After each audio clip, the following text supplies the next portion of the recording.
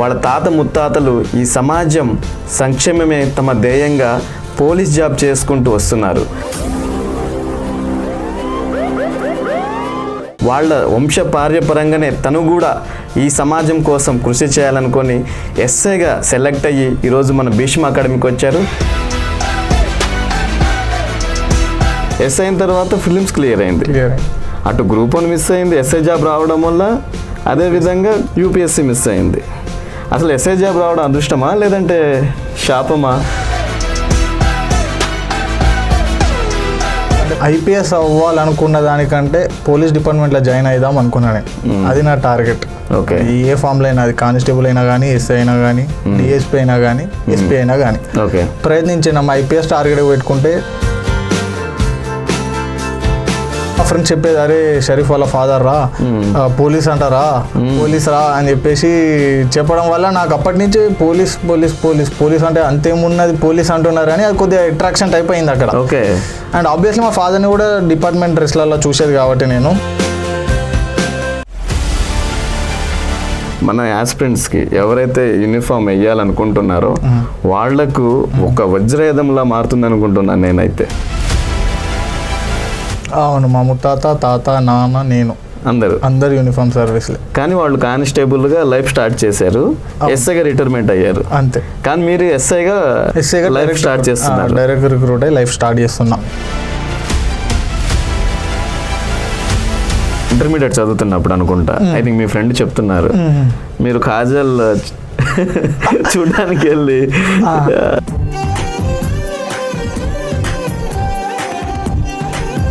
కాజల్ అగర్వాల్ అప్పటికే వచ్చింది. Crowd focus అంతా కాజల్ అగర్వాల్ మీదే ఉన్నది. కాజల్ అగర్వాల్ చూడకుండా నేను అక్కడ ఉన్న ఎస్ఐని సీఎం చూస్తున్నా, అట్లనే గమనిస్తున్నా నేను. వాళ్ళు ఏం చేస్తున్నారు, ఏంది, ఎట్లా దిగుతున్నారు, ఎట్లా మేనేజ్ చేస్తున్నారు. సాధారణంగా బీటెక్ వాళ్ళు మ్యాథ్స్ కొంచెం చేయగలరు, కొంచెం ఈజీగా చేయగలరు, కొంచెం అర్థం చేసుకోగలరు అంటారు. అది నిజమేనా? ఆ బీటెక్తో ఈ కాంపిటేటివ్ ఎగ్జామ్స్కి ఉన్న మ్యాథ్స్కి లింకే లేదు. ఇంకొక మాట మీకు చెప్పాలంటే, డిగ్రీ చదువుకున్న వాళ్ళు దీంట్లో మా బీటెక్ వాళ్ళకంటే ఎక్కువ స్కోర్ చేస్తారు. ఆర్ట్స్ సబ్జెక్ట్ వాళ్ళకి ఇంకెక్కువ వస్తుంది. 100%. మా దాంట్లో టాపరే అది. ఫిలిమ్స్ అయిపోయిన తర్వాత అస్సలు ప్రాబ్లం మళ్ళీ స్టార్ట్ అయిందంట. ఈవెంట్స్ టైం వచ్చేసరికి నేను ఎక్కువ ఉరకడం వల్లను వేరే వేరే కారణం వల్ల నాకు కొద్దిగా నీ పెయిన్ స్టార్ట్ అయింది. అప్పుడు డాక్టర్లు కూడా ఎంఆర్ఐ స్కాన్లు అవి చేయడం జరిగింది. చేస్తే దాంట్లో వాళ్ళకి ఏం తెలిసిందో కానీ వాళ్ళు ఏమన్నారంటే, నువ్వు ఊరుకోద్దని చెప్పేసి అన్నారు వాళ్ళు. ఇప్పుడు ఏంది మరి, ఇప్పుడు నువ్వు ఎస్ఐ అని మా అమ్మ అన్నది, ఎస్ఐ అంటున్నావు, ఎస్ఐ కోసం నీ కాలు పోగొట్టుకుంటావా, ఎస్ఐ జాబ్ లేకుండా బతకొచ్చు. భయం ఉంటుంది కదా సార్? భయం ఉంటుంది. కాలు ఉంటే నువ్వు ఏ పనైనా చేసుకొని బతకొచ్చు. కాలు నీ సొంత కాలు, అది వేరే వాళ్ళది కాలు కాదు కదా, నీ పుట్టుకతోటి వచ్చిన కాలు అది. ఆ కాలు ఎట్లా పోగొట్టుకుంటావు నువ్వు? గ్రౌండ్కి ఎందుకు వచ్చినావు అంటే, ఇప్పటిదాకా నేను ప్రాక్టీస్ చేయలే అంటే నోరు తెరుస్తూనే ఉన్నాడు. ఇక 45-50 రోజుల నుంచి నువ్వు ప్రాక్టీస్ చేయలేనంటే చేయలే. మరి రేపు ఎట్లా కొడతావు తమ్ముడు నువ్వు ఈవెంట్స్ అంటే, ఈ వచ్చిన కాడికి కొడతా అన్న.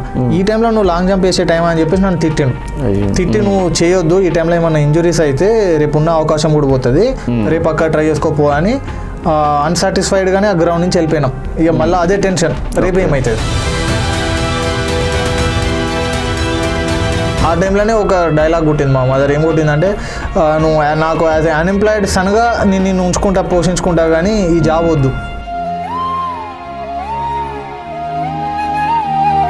అంటే. నేను కూడా మా అమ్మకి చెప్పిన, ఇక నాకు ఎస్ఐ జాబ్ కన్ఫర్మ్, ఇక నన్ను ఎవడు ఆపలేడు, ఎస్ఐ జాబ్ ఎవడు ఆపలేడు, మీన్స్ ఇట్లా క్వాలిఫై అయిపోతాను నేను. 1-2 మార్కులతోటి మిస్ అయిన వాళ్ళు, ప్లస్ కొత్తగా ఈ యూనిఫామ్ వేసుకుందాం, జాబ్ సాధిద్దాం, ఎస్ఐ కానిస్టేబుల్ అవుదాం అనుకునేటోళ్ళకి మీరు ఇచ్చే సందేశం ఏంటి సార్? ఒకరు ఫోర్స్తో సెలెక్ట్ చేసేది కాదు. ఫర్ ఎగ్జాంపుల్ నా కేసులో వచ్చేసి మా ఫాదర్ నాకు బీటెక్ చేయించింది, ట్రిపుల్ బ్రాంచ్లో బీటెక్ చేయించాడు. ఆయన డ్రీమ్ ఏముండే, నేను ఏ కావాలని ఉండే, అసిస్టెంట్ ఇంజనీర్ కావాలని ఆయన డ్రీమ్ ఉండే. కానీ అది నాకు లేదు కదా. ఓకే. నాకు లేదు కాబట్టి ఆ డ్రీమ్ ఆయన డ్రీమ్ లాగానే అయిపోయింది. లాస్ట్ ఏంటంటే, ఇప్పుడు సినిమాల్లో మనం చూస్తుంటాం, ఎస్ఐ అనగానే ఆ హుందాతనము ఆ స్టైల్ అదంతా ఉంటుంది కదా, రియల్ లైఫ్లో ఉందా?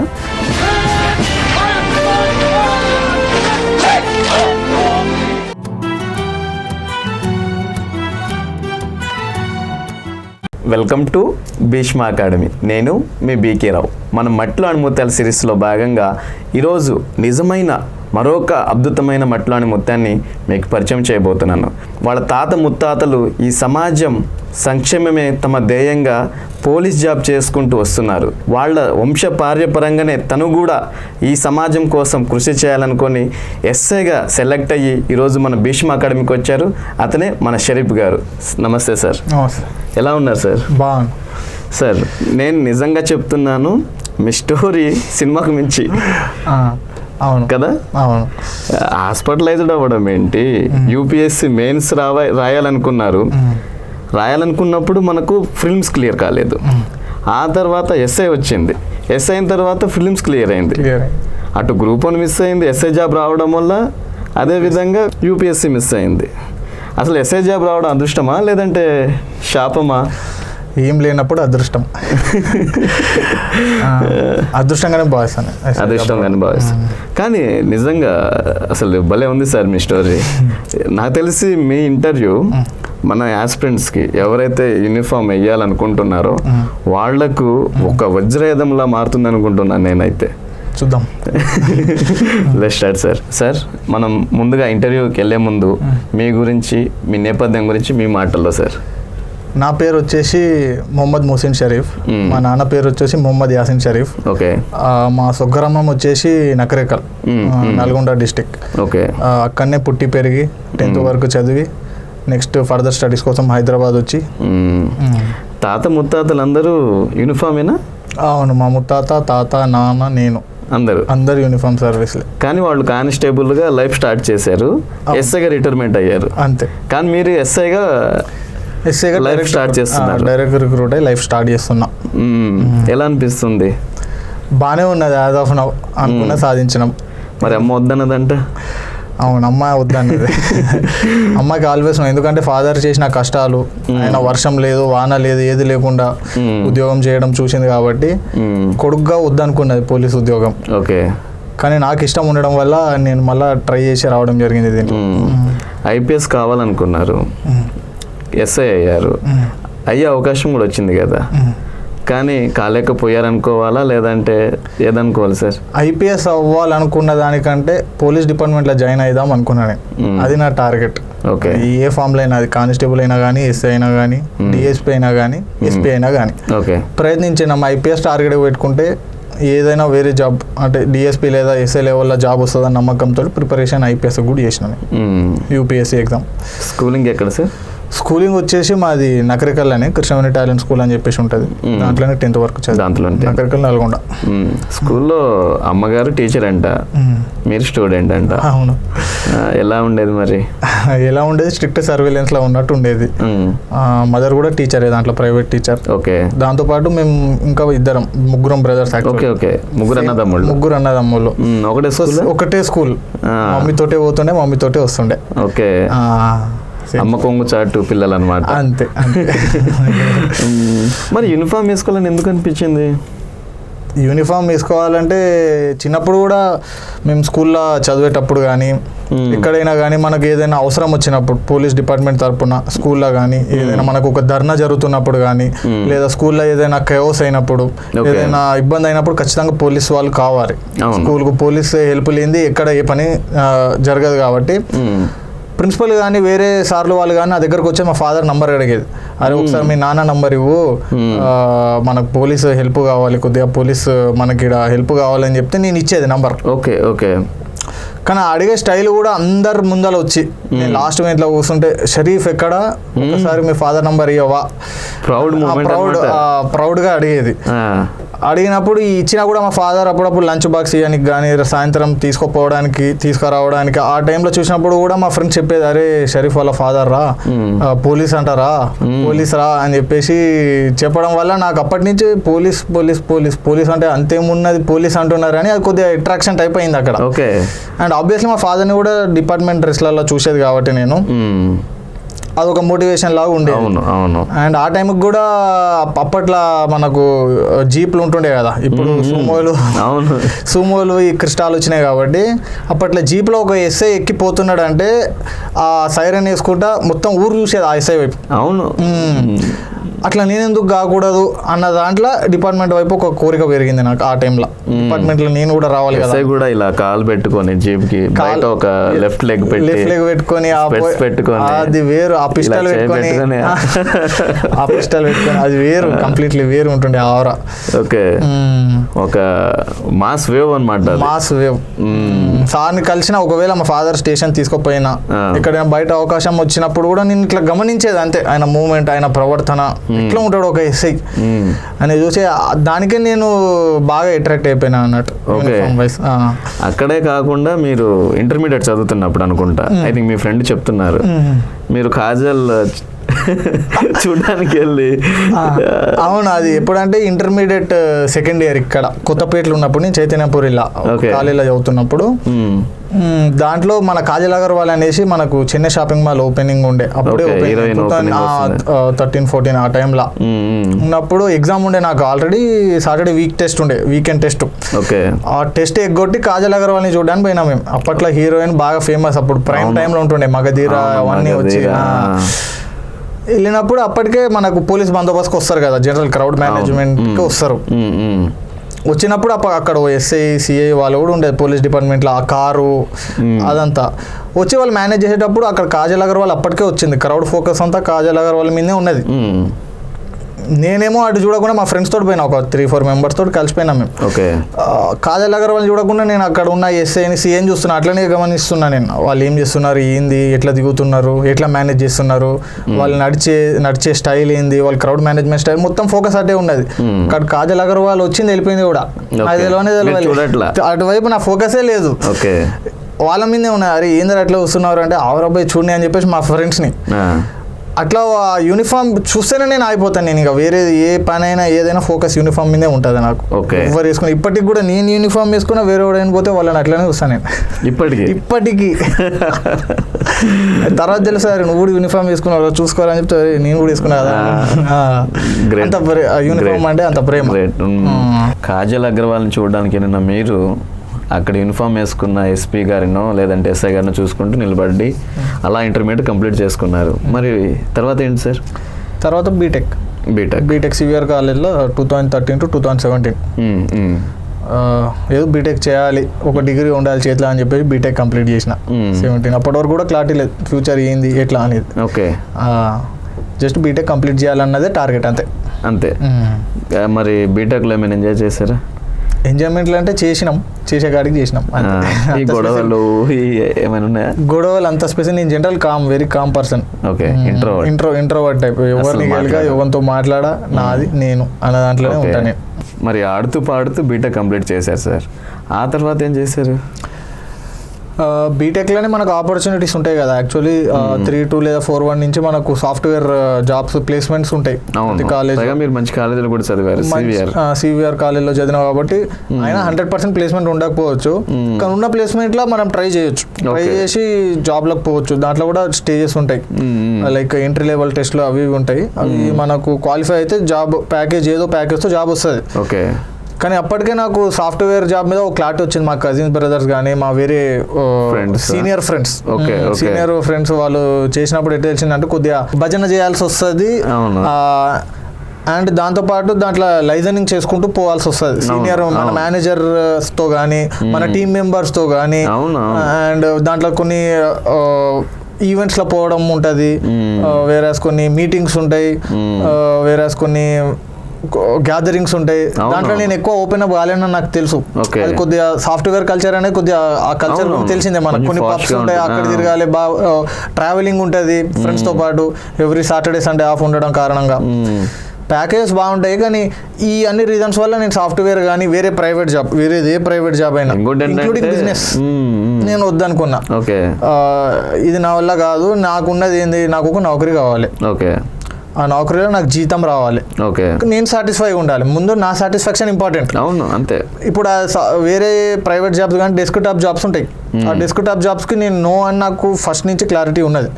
నేను డెస్క్ టాప్ జాబ్ ఏదైనా ఇప్పుడు పోలీస్ అనుకున్నా, నేను పోలీస్ అనుకున్నా, ఫర్ ఎగ్జాంపుల్ పోలీస్ డిపార్ట్మెంట్ అనుకున్నా కూడా ఒక ఫీల్డ్ లెవెల్లో వర్క్ చేసుకుంటూ కొద్దిగా ఎంటర్టైనింగ్గా జాబ్ ఉండాలని అనుకున్నా కాబట్టి పోలీస్ డిపార్ట్మెంట్లకి వద్దామని అప్పుడు డిసైడ్ అయినాను. డిసైడ్ అయ్యి ఇప్పుడు పోలీస్ డిపార్ట్మెంట్కి రావాలంటే 4 టైప్స్ ఆఫ్ ఎంట్రీస్ ఉంటాయి. మనకు కానిస్టేబుల్ లెవెల్ ఒకటి, ఎస్ఐ లెవెల్ ఒకటి, గ్రూప్ 1 DSP. నాకు గ్రూప్ 2 కూడా వద్దు, ఎందుకంటే దాంట్లో పోలీస్ లేదు, ఎగ్జామ్ కూడా రాయలేదంట కదా, గ్రూప్ 2 పోలీస్ లేదు కాబట్టి గ్రూప్ 2 వద్దు నాకు. గ్రూప్ 3 వద్దు కదా, ఎక్సైజ్ ఉన్నది కానీ పోలీసే అంతేనా? అంటే కోర్ పోలీస్ కావాలి. ఇంకోటి సివిల్ సర్వీసెస్ రాస్తే ఐపీఎస్ వస్తుంది. ఐపీఎస్ ఈ 4 levels of entry police department లో ఉంటుంది కాబట్టి స్లోగా ఏదో లెవెల్లో జాయిన్ కావాలి అన్న మనకు మైండ్లో ఆలోచన అయితే ఉన్నది, కానీ పుషింగ్ ఫ్యాక్టర్ ఏది లేదు. ఇప్పుడు ఒక నౌకరీ కావాలి, నౌకరీ సంపాదించుకొని ఇంట్లో సంపాదించేయాలని చెప్పేసి ఇంట్లో ప్రెషర్ అయితే లేదు నాకు. లేని కారణంగా ఒక 6-7 months అట్లా క్యాజువల్గానే వెళ్ళిపోయినాయి after passing out of BTech. ఆ తర్వాత నేను గ్రూప్ 1 కోచింగ్ తీసుకోవడం జరిగింది. గ్రూప్ 1 కోచింగ్ తీసుకునే టైంలోనే ఒక క్లారిటీ ఉండే, సరే రాస్తే గ్రూప్ 1 రాద్దాం, గ్రూప్ 1 నోటిఫికేషన్ వస్తే రాద్దాం, లేకుంటే ఇంకా కొద్దిగా ప్రిపేర్ అయ్యి యూపీఎస్సీ కూడా ట్రై చేద్దాం అన్న ఆలోచనలే ఉండే. అప్పుడు ఈ ఎస్ఐ కానిస్టేబుల్ ఏం లేవు అప్పుడు నాకు టార్గెట్. గ్రూప్ 1 యూపీఎస్సీ ఉండే. ప్రిపేర్ అయ్యి మంచిగా నోట్స్ ప్రిపేర్ చేసుకొని మాక్ టెస్ట్లు రాసుకుంటూ ప్రిపేర్ అయినా. అది ప్రిపేర్ అయ్యి 18 and 20 2 years అటెంప్ట్స్ ఇచ్చిన, 2018, 2020 యూపీఎస్సీ ప్రిలిమ్స్. కానీ అప్పుడు క్వాలిఫై కాలే, నేను క్వాలిఫై కాలేకపోయినా, మైనర్ మార్జిన్ తోటి క్వాలిఫై కాలేకపోయినా నేను. దెన్ 2021 వచ్చేసరికి అప్పటికి కూడా ఇక మన ఏజ్ కూడా అయిపోతుంది, 3 years అయిపోయింది అప్పుడే. ఇట్లా పాస్డ్ అవుట్ ఇట్లా 3 years అయిపోయింది. 25కి టచ్ అయిపోయినా నేను అప్పటికి 25 స్టార్ట్ అవుతుంటది కదా బయట నుంచి, ప్రెషర్ స్టార్ట్ అవుతుంటది. నెక్స్ట్ పెళ్లి ఎదురా, జాబ్ ఎదురా అని చెప్పేసి ఖచ్చితంగా అడుగుతూనే ఉంటారు. పెళ్లి కావాలంటే జాబ్, అవును ఖచ్చితంగా, జాబ్ లేకుంటే పెళ్లి కాదు, చేసుకోరు కూడా బయట ఎవరు చేసుకో. So in search of job మళ్ళీ అప్పటికే మనకు వేట్ SMS లో నోటిఫికేషన్స్ వస్తుండే, త్వరలో ఎస్ఐ కానిస్టేబుల్ జాబ్ అని చెప్పేసి. ఆ నోటిఫికేషన్స్ రావడంతో సరే ప్రిపరేషన్. ఇదేమో ఇప్పుడు యూపీఎస్సీ గ్రూప్ 1 వచ్చేసి GS పర్స్పెక్టివ్ లో మనకు గ్రిప్ ఇచ్చేస్తుంది, జనరల్ స్టడీస్ మనకు క్లారిటీ వచ్చేస్తుంది, మనం మంచిగా కంటెంట్ నేర్చుకోవచ్చు. కానీ ఇప్పుడు ఎస్ఐ మన పేపర్ చూస్తే మనం దాంట్లో 200 marks మెయిన్స్ లా మ్యాథ్స్ ఉంటుంది, ఆర్థమెటిక్, అడ్వాన్స్ మ్యాథ్స్, రీజనింగ్. ఆ 3 మీద ఇప్పటిదాకైతే నాకు పట్టలేదు. ఇప్పుడు దాని మీద క్లారిటీ తెచ్చుకోవాలి. బీటెక్ కదా అంటే అందరూ ఏమనుకుంటారంటే సాధారణంగా బీటెక్ వాళ్ళు మ్యాథ్స్ కొంచెం చేయగలరు, కొంచెం ఈజీగా చేయగలరు, కొంచెం అర్థం చేసుకోగలరు అంటారు. అది నిజమేనా? అది మిత్తే. అంతేనా? అంతే, దాన్ని నమ్మలేము. ఎందుకంటే ఇప్పుడు బీటెక్లో వచ్చేసి మనం ఎంత లాంగ్ ప్రాసెస్లో ప్రాబ్లం చేస్తే అంత మంచి మార్క్స్ వేస్తారు బీటెక్లో. ఇప్పుడు M1 కానీ M2 కానీ ఇవి ఉంటాయి కదా మనకు. వేరాజ్ ఇప్పుడు మనకు దీంట్లో వచ్చేసి కాంపిటేటివ్ ఎగ్జామ్స్లో ఎంత తక్కువ టైంలో తక్కువ స్పేస్ ఆఫ్ పేపర్ తీసుకొని మనం ప్రాబ్లమ్ సాల్వ్ చేస్తావు అన్ని క్వశ్చన్స్ సాల్వ్ అవుతాయి. ఎందుకంటే ఇక్కడ టైం మెయిన్. ఎంత తక్కువ టైంలో ఎన్ని క్వశ్చన్స్ సాల్వ్ చేస్తే అన్ని ఎక్కువ మార్క్స్. This is simple. ఎన్ని ఎక్కువ మార్క్స్ తెచ్చుకుంటే అంత హై స్కోర్ ఉంటుంది అండ్ కట్ ఆఫ్ అవుతాలు ఉంటాం మనం. సింపుల్. సో దీనికి డిఫరెంట్ లెవెల్ ఆఫ్ మ్యాథ్స్ నేర్చుకోవాలి మనం. బీటెక్ మ్యాథ్స్ నడవదు ఇక్కడ అసలు. బీటెక్తో ఈ కాంపిటేటివ్ ఎగ్జామ్స్ ఉన్న మ్యాథ్స్కి లింకే లేదు. ఇంకొక మాట మీకు చెప్పాలంటే డిగ్రీ చదువుకున్న వాళ్ళు దీంట్లో మా బీటెక్ వాళ్ళకంటే ఎక్కువ స్కోర్ చేస్తారు. ఆర్ట్స్ సబ్జెక్ట్ వాళ్ళకి ఇంకెక్కువ 100%. మా దాంట్లో టాపరే అది. మా దాంట్లో టాపర్ ఎవరు ఉన్నారో వాళ్ళు డిగ్రీ చదివిన వాళ్ళు, బీటెక్ కాదు. నాన్ మ్యాథ్స్ బ్యాక్గ్రౌండ్ వాళ్ళు వింటున్నారు కదా సార్ ఏం చెప్తున్నారు. బేసిక్ ఏమనుకుంటారంటే సార్ మన వాళ్ళందరూ డిగ్రీ చేశాను, బీఎస్సీ చేశాను, నాకు మ్యాథ్స్ రాదు, జాబ్ కొట్టలేనేమో అని ప్రతిసారి ఇదే క్వశ్చన్ అడుగుతుంటారు. అందుకే మీ దగ్గర నుంచి ఆన్సర్ వెళ్ళింది అనుకోండి, వాళ్ళకున్న ఇంకో ఆ భయం తొలగిపోయి కొంచెం ధైర్యం వస్తుంది కదా. అవును. ఇప్పుడు నేను ప్రిపరేషన్ అయ్యేటప్పుడు కూడా నాకు చెప్పేటోళ్ళు, ఏంది నువ్వు బీటెక్ నీకేందరా మ్యాథ్స్ ఇట్లా వచ్చేస్తుందరా, నీకు అన్నీ తెలుసు, బీటెక్లో మీరు చేసేదే అది, ఇంకేం చేస్తారా అంటారు. బట్ వన్స్ ఆ ఆర్ఎస్ అగర్వాల్ బుక్ కానీ, ఆ పాస్ట్ ఇయర్ క్వశ్చన్ పేపర్స్ కానీ, మన SSC CGL క్యాట్వి చూస్తే మీకు అర్థం అయిపోతుంది. ఆ ప్రాసెస్ అనేది ఇక్కడ పనికిరాదు. ఇక్కడ షార్ట్ కట్స్ ఇంపార్టెంట్ అండ్ వేరే ట్రిక్స్ యూజ్ చేసి సాల్వ్ చేయడం ఇంపార్టెంట్. అవును. సో దాని కారణంగా ఇప్పుడు ఆలోచించిన, ఇప్పుడు 2021 కూర్చొని ఆలోచించిన ఇప్పుడు గ్రూప్ 1 గ్రూప్ 2 అయితే మనకు దగ్గరలో లేవు ఇప్పుడు నోటిఫికేషన్లు.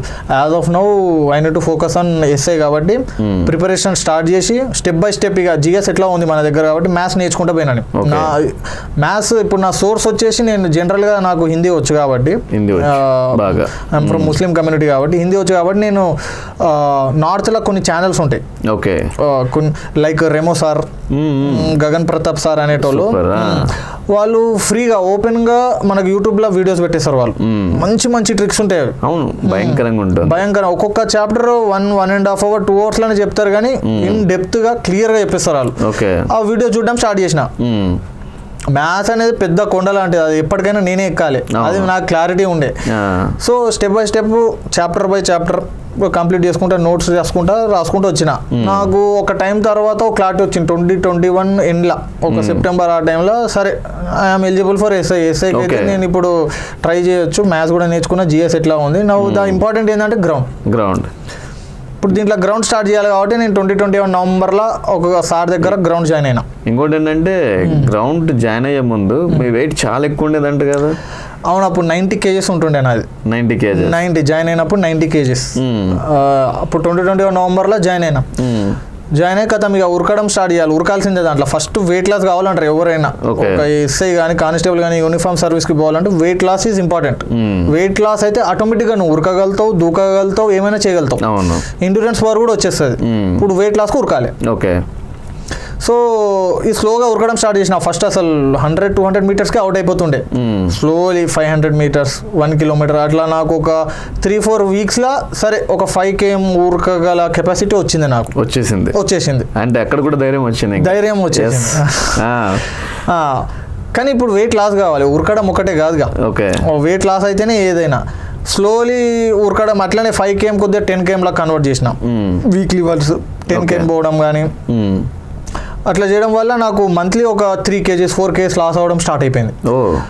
సో విదిన్ 5 to 6 months వచ్చేసి నేను 90 kgs నుంచి ఒక 75-76కి వచ్చేసిన. 15 kgs అంటే నా ఆప్టిమం వెయిట్, నా హైట్కి ఉండాల్సిన వెయిట్ కేటగిరీలకు వచ్చేసినాను.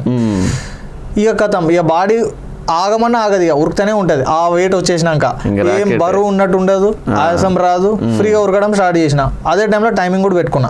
అప్పటికి ఇంకా నోటిఫికేషన్ రాలేదు, నోటిఫికేషన్ రాలేదు. ఇవన్నీ ముందు సన్నదాలు ముందే వెపన్స్ రెడీ చేసి పెట్టుకున్నారు. ఒక్కొక్కటి వదులుదాం అనుకున్నా. టైమింగ్ పెట్టుకుంటే టైమింగ్ కూడా ఇన్ టైంలోనే వస్తుంది. 1600 meters లాంగ్ జంప్ వస్తున్నది, షార్ట్ పుట్ వస్తున్నది. కథం ఇప్పుడు నాకు సిలబస్ అక్కడ అయిపోయింది. అక్కడ 50% నేర్చుకున్నా, ఇంకా పూర్తిగా కాలే కదా.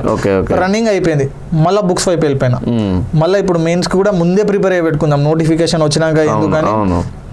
మెయిన్స్ కూడా ప్రిపేర్ అవ్వడం స్టార్ట్ చేసిన, ప్రాక్టీస్ చేయడం స్టార్ట్ చేసిన. అయితే అంతలోనే మాకు ఒక ఫ్రెండ్ ఉండే. ఒక ఫ్రెండ్ వచ్చేసి సరే నేను ఒక మార్క్ టెస్ట్ రాయడానికి పోతున్నా, నువ్వు కూడా రారా అన్నాడు. పోయినా. కంప్లీట్ కాలేదు కదా మీది? కంప్లీట్ కాలే, కానీ ఇది మెయిన్ కాంపిటేటివ్ ఫీల్డ్లో 100% సిలబస్ అనేది ఎప్పటికి కంప్లీట్ కాదు. అది ఎప్పటికైనా పెండింగే ఉంటుంది. ఏ టాపర్నైనా అడగండి, అసలు బుక్ పబ్లిష్ చేసిన ఉంది కూడా 100% ఉండదు. అది ఆయనకు వచ్చిన మోడల్స్ ఎక్కడి వరకు చెప్పగలుగుతాడు అంతే చెప్తాడు, కానీ మళ్ళీ వేరే పబ్లికేషన్స్ వస్తే దాంట్లో వేరే మోడల్స్. ఇట్ డజంట్ మీన్ కి ఆయనకు రాదు. మనకి ఎంత కావాలి, కట్ ఆఫ్ క్లియర్ చేయాలి. 100/100 తెచ్చుకొని ఇక్కడ మెడల్ తీసుకునేది లేదు. మన కట్ ఆఫ్ క్లియర్ అయ్యి సర్వీస్ మన మెరిట్ లిస్ట్ మన పేరు ఉందా లేదా అక్కడ వరకే. మనం ఆధార్లు కాదు, మనం ఐన్స్టీలం కాదు, అది కావాల్సిన అవసరం కూడా లేదు. కూడా చేయట్లేదు మనం చేయట్లేదు. ఇప్పుడు ఉంటున్నాం, ఎగ్జామ్ క్లియర్ చేసేయాలి, వెళ్ళిపోవాలి అంతే. అందరు ఏమనుకుంటారు అంటే మొత్తం సిలబస్ అయిపోయినాకనే మార్క్ టెస్ట్లకు పోవాలనుకుంటారు. ఆ సిలబస్ ఎప్పటికి కాదు, నోట్ చేసుకోవచ్చు. అది సిలబస్ ఎప్పటికీ కంప్లీట్ కాదు. ఉన్న కాడికి డౌట్ అడుగుతుంటారు అనమాట మనోళ్ళు. సార్ సిలబస్ ఇంకా నాది కంప్లీట్ కాలేదు, మార్క్ టెస్ట్ రాయాలా?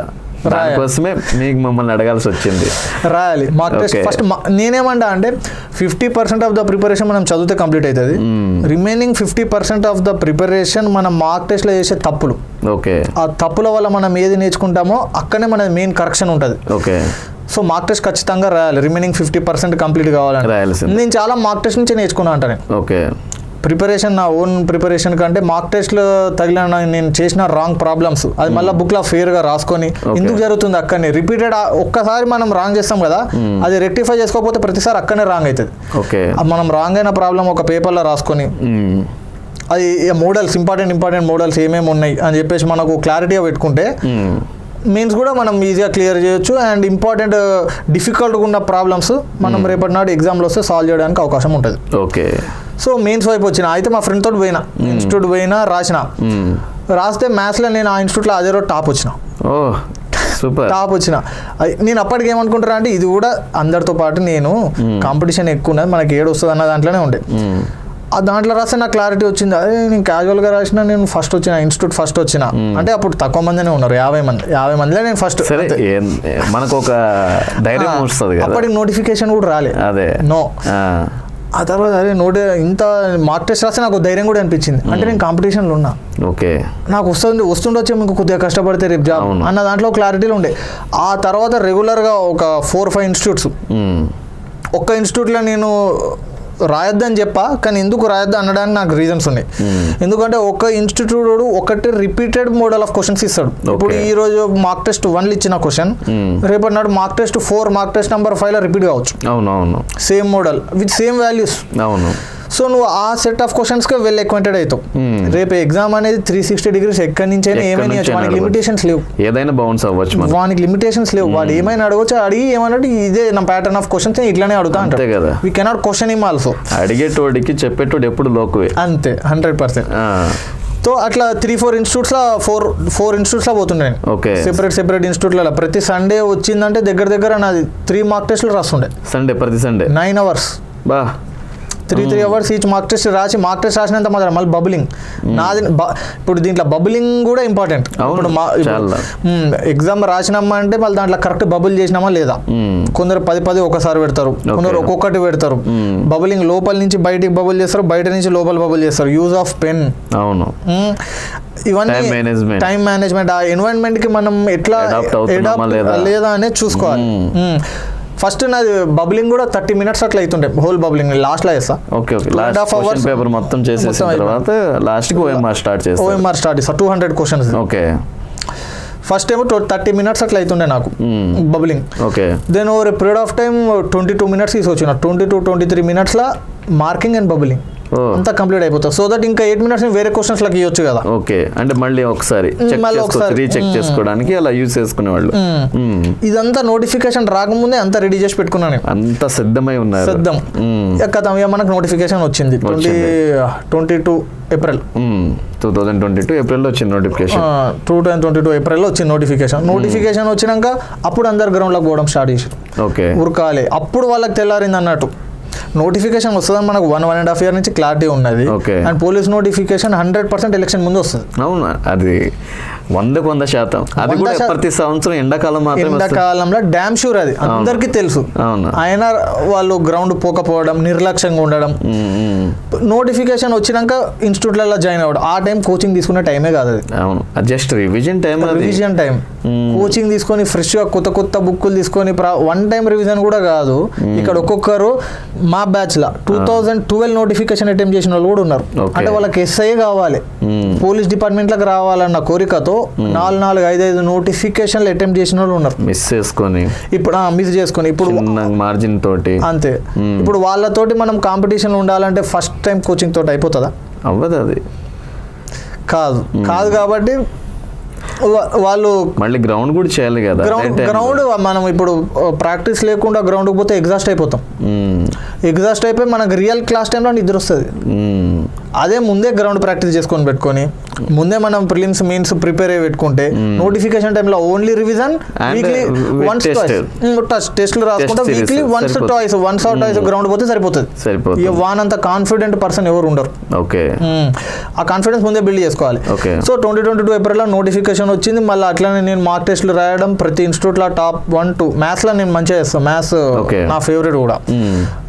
టాప్ 5 అయితే మినిమం ఉంటుండే ఎక్కడైనా. ఇప్పుడు 5 ఇన్స్టిట్యూట్లలో టాప్ 5లో ఉంటుండే జాబ్ కన్ఫర్మ్ అనేది నాకు క్లారిటీ ఉన్నది. అవును. ప్రిలిమ్స్ అయిపోయింది. ఆగస్ట్లో ప్రిలిమ్స్ రాసాం. ప్రిలిమ్స్ క్వాలిఫై అయిపోయింది. అక్కడ దాకా బాగానే ఉంది.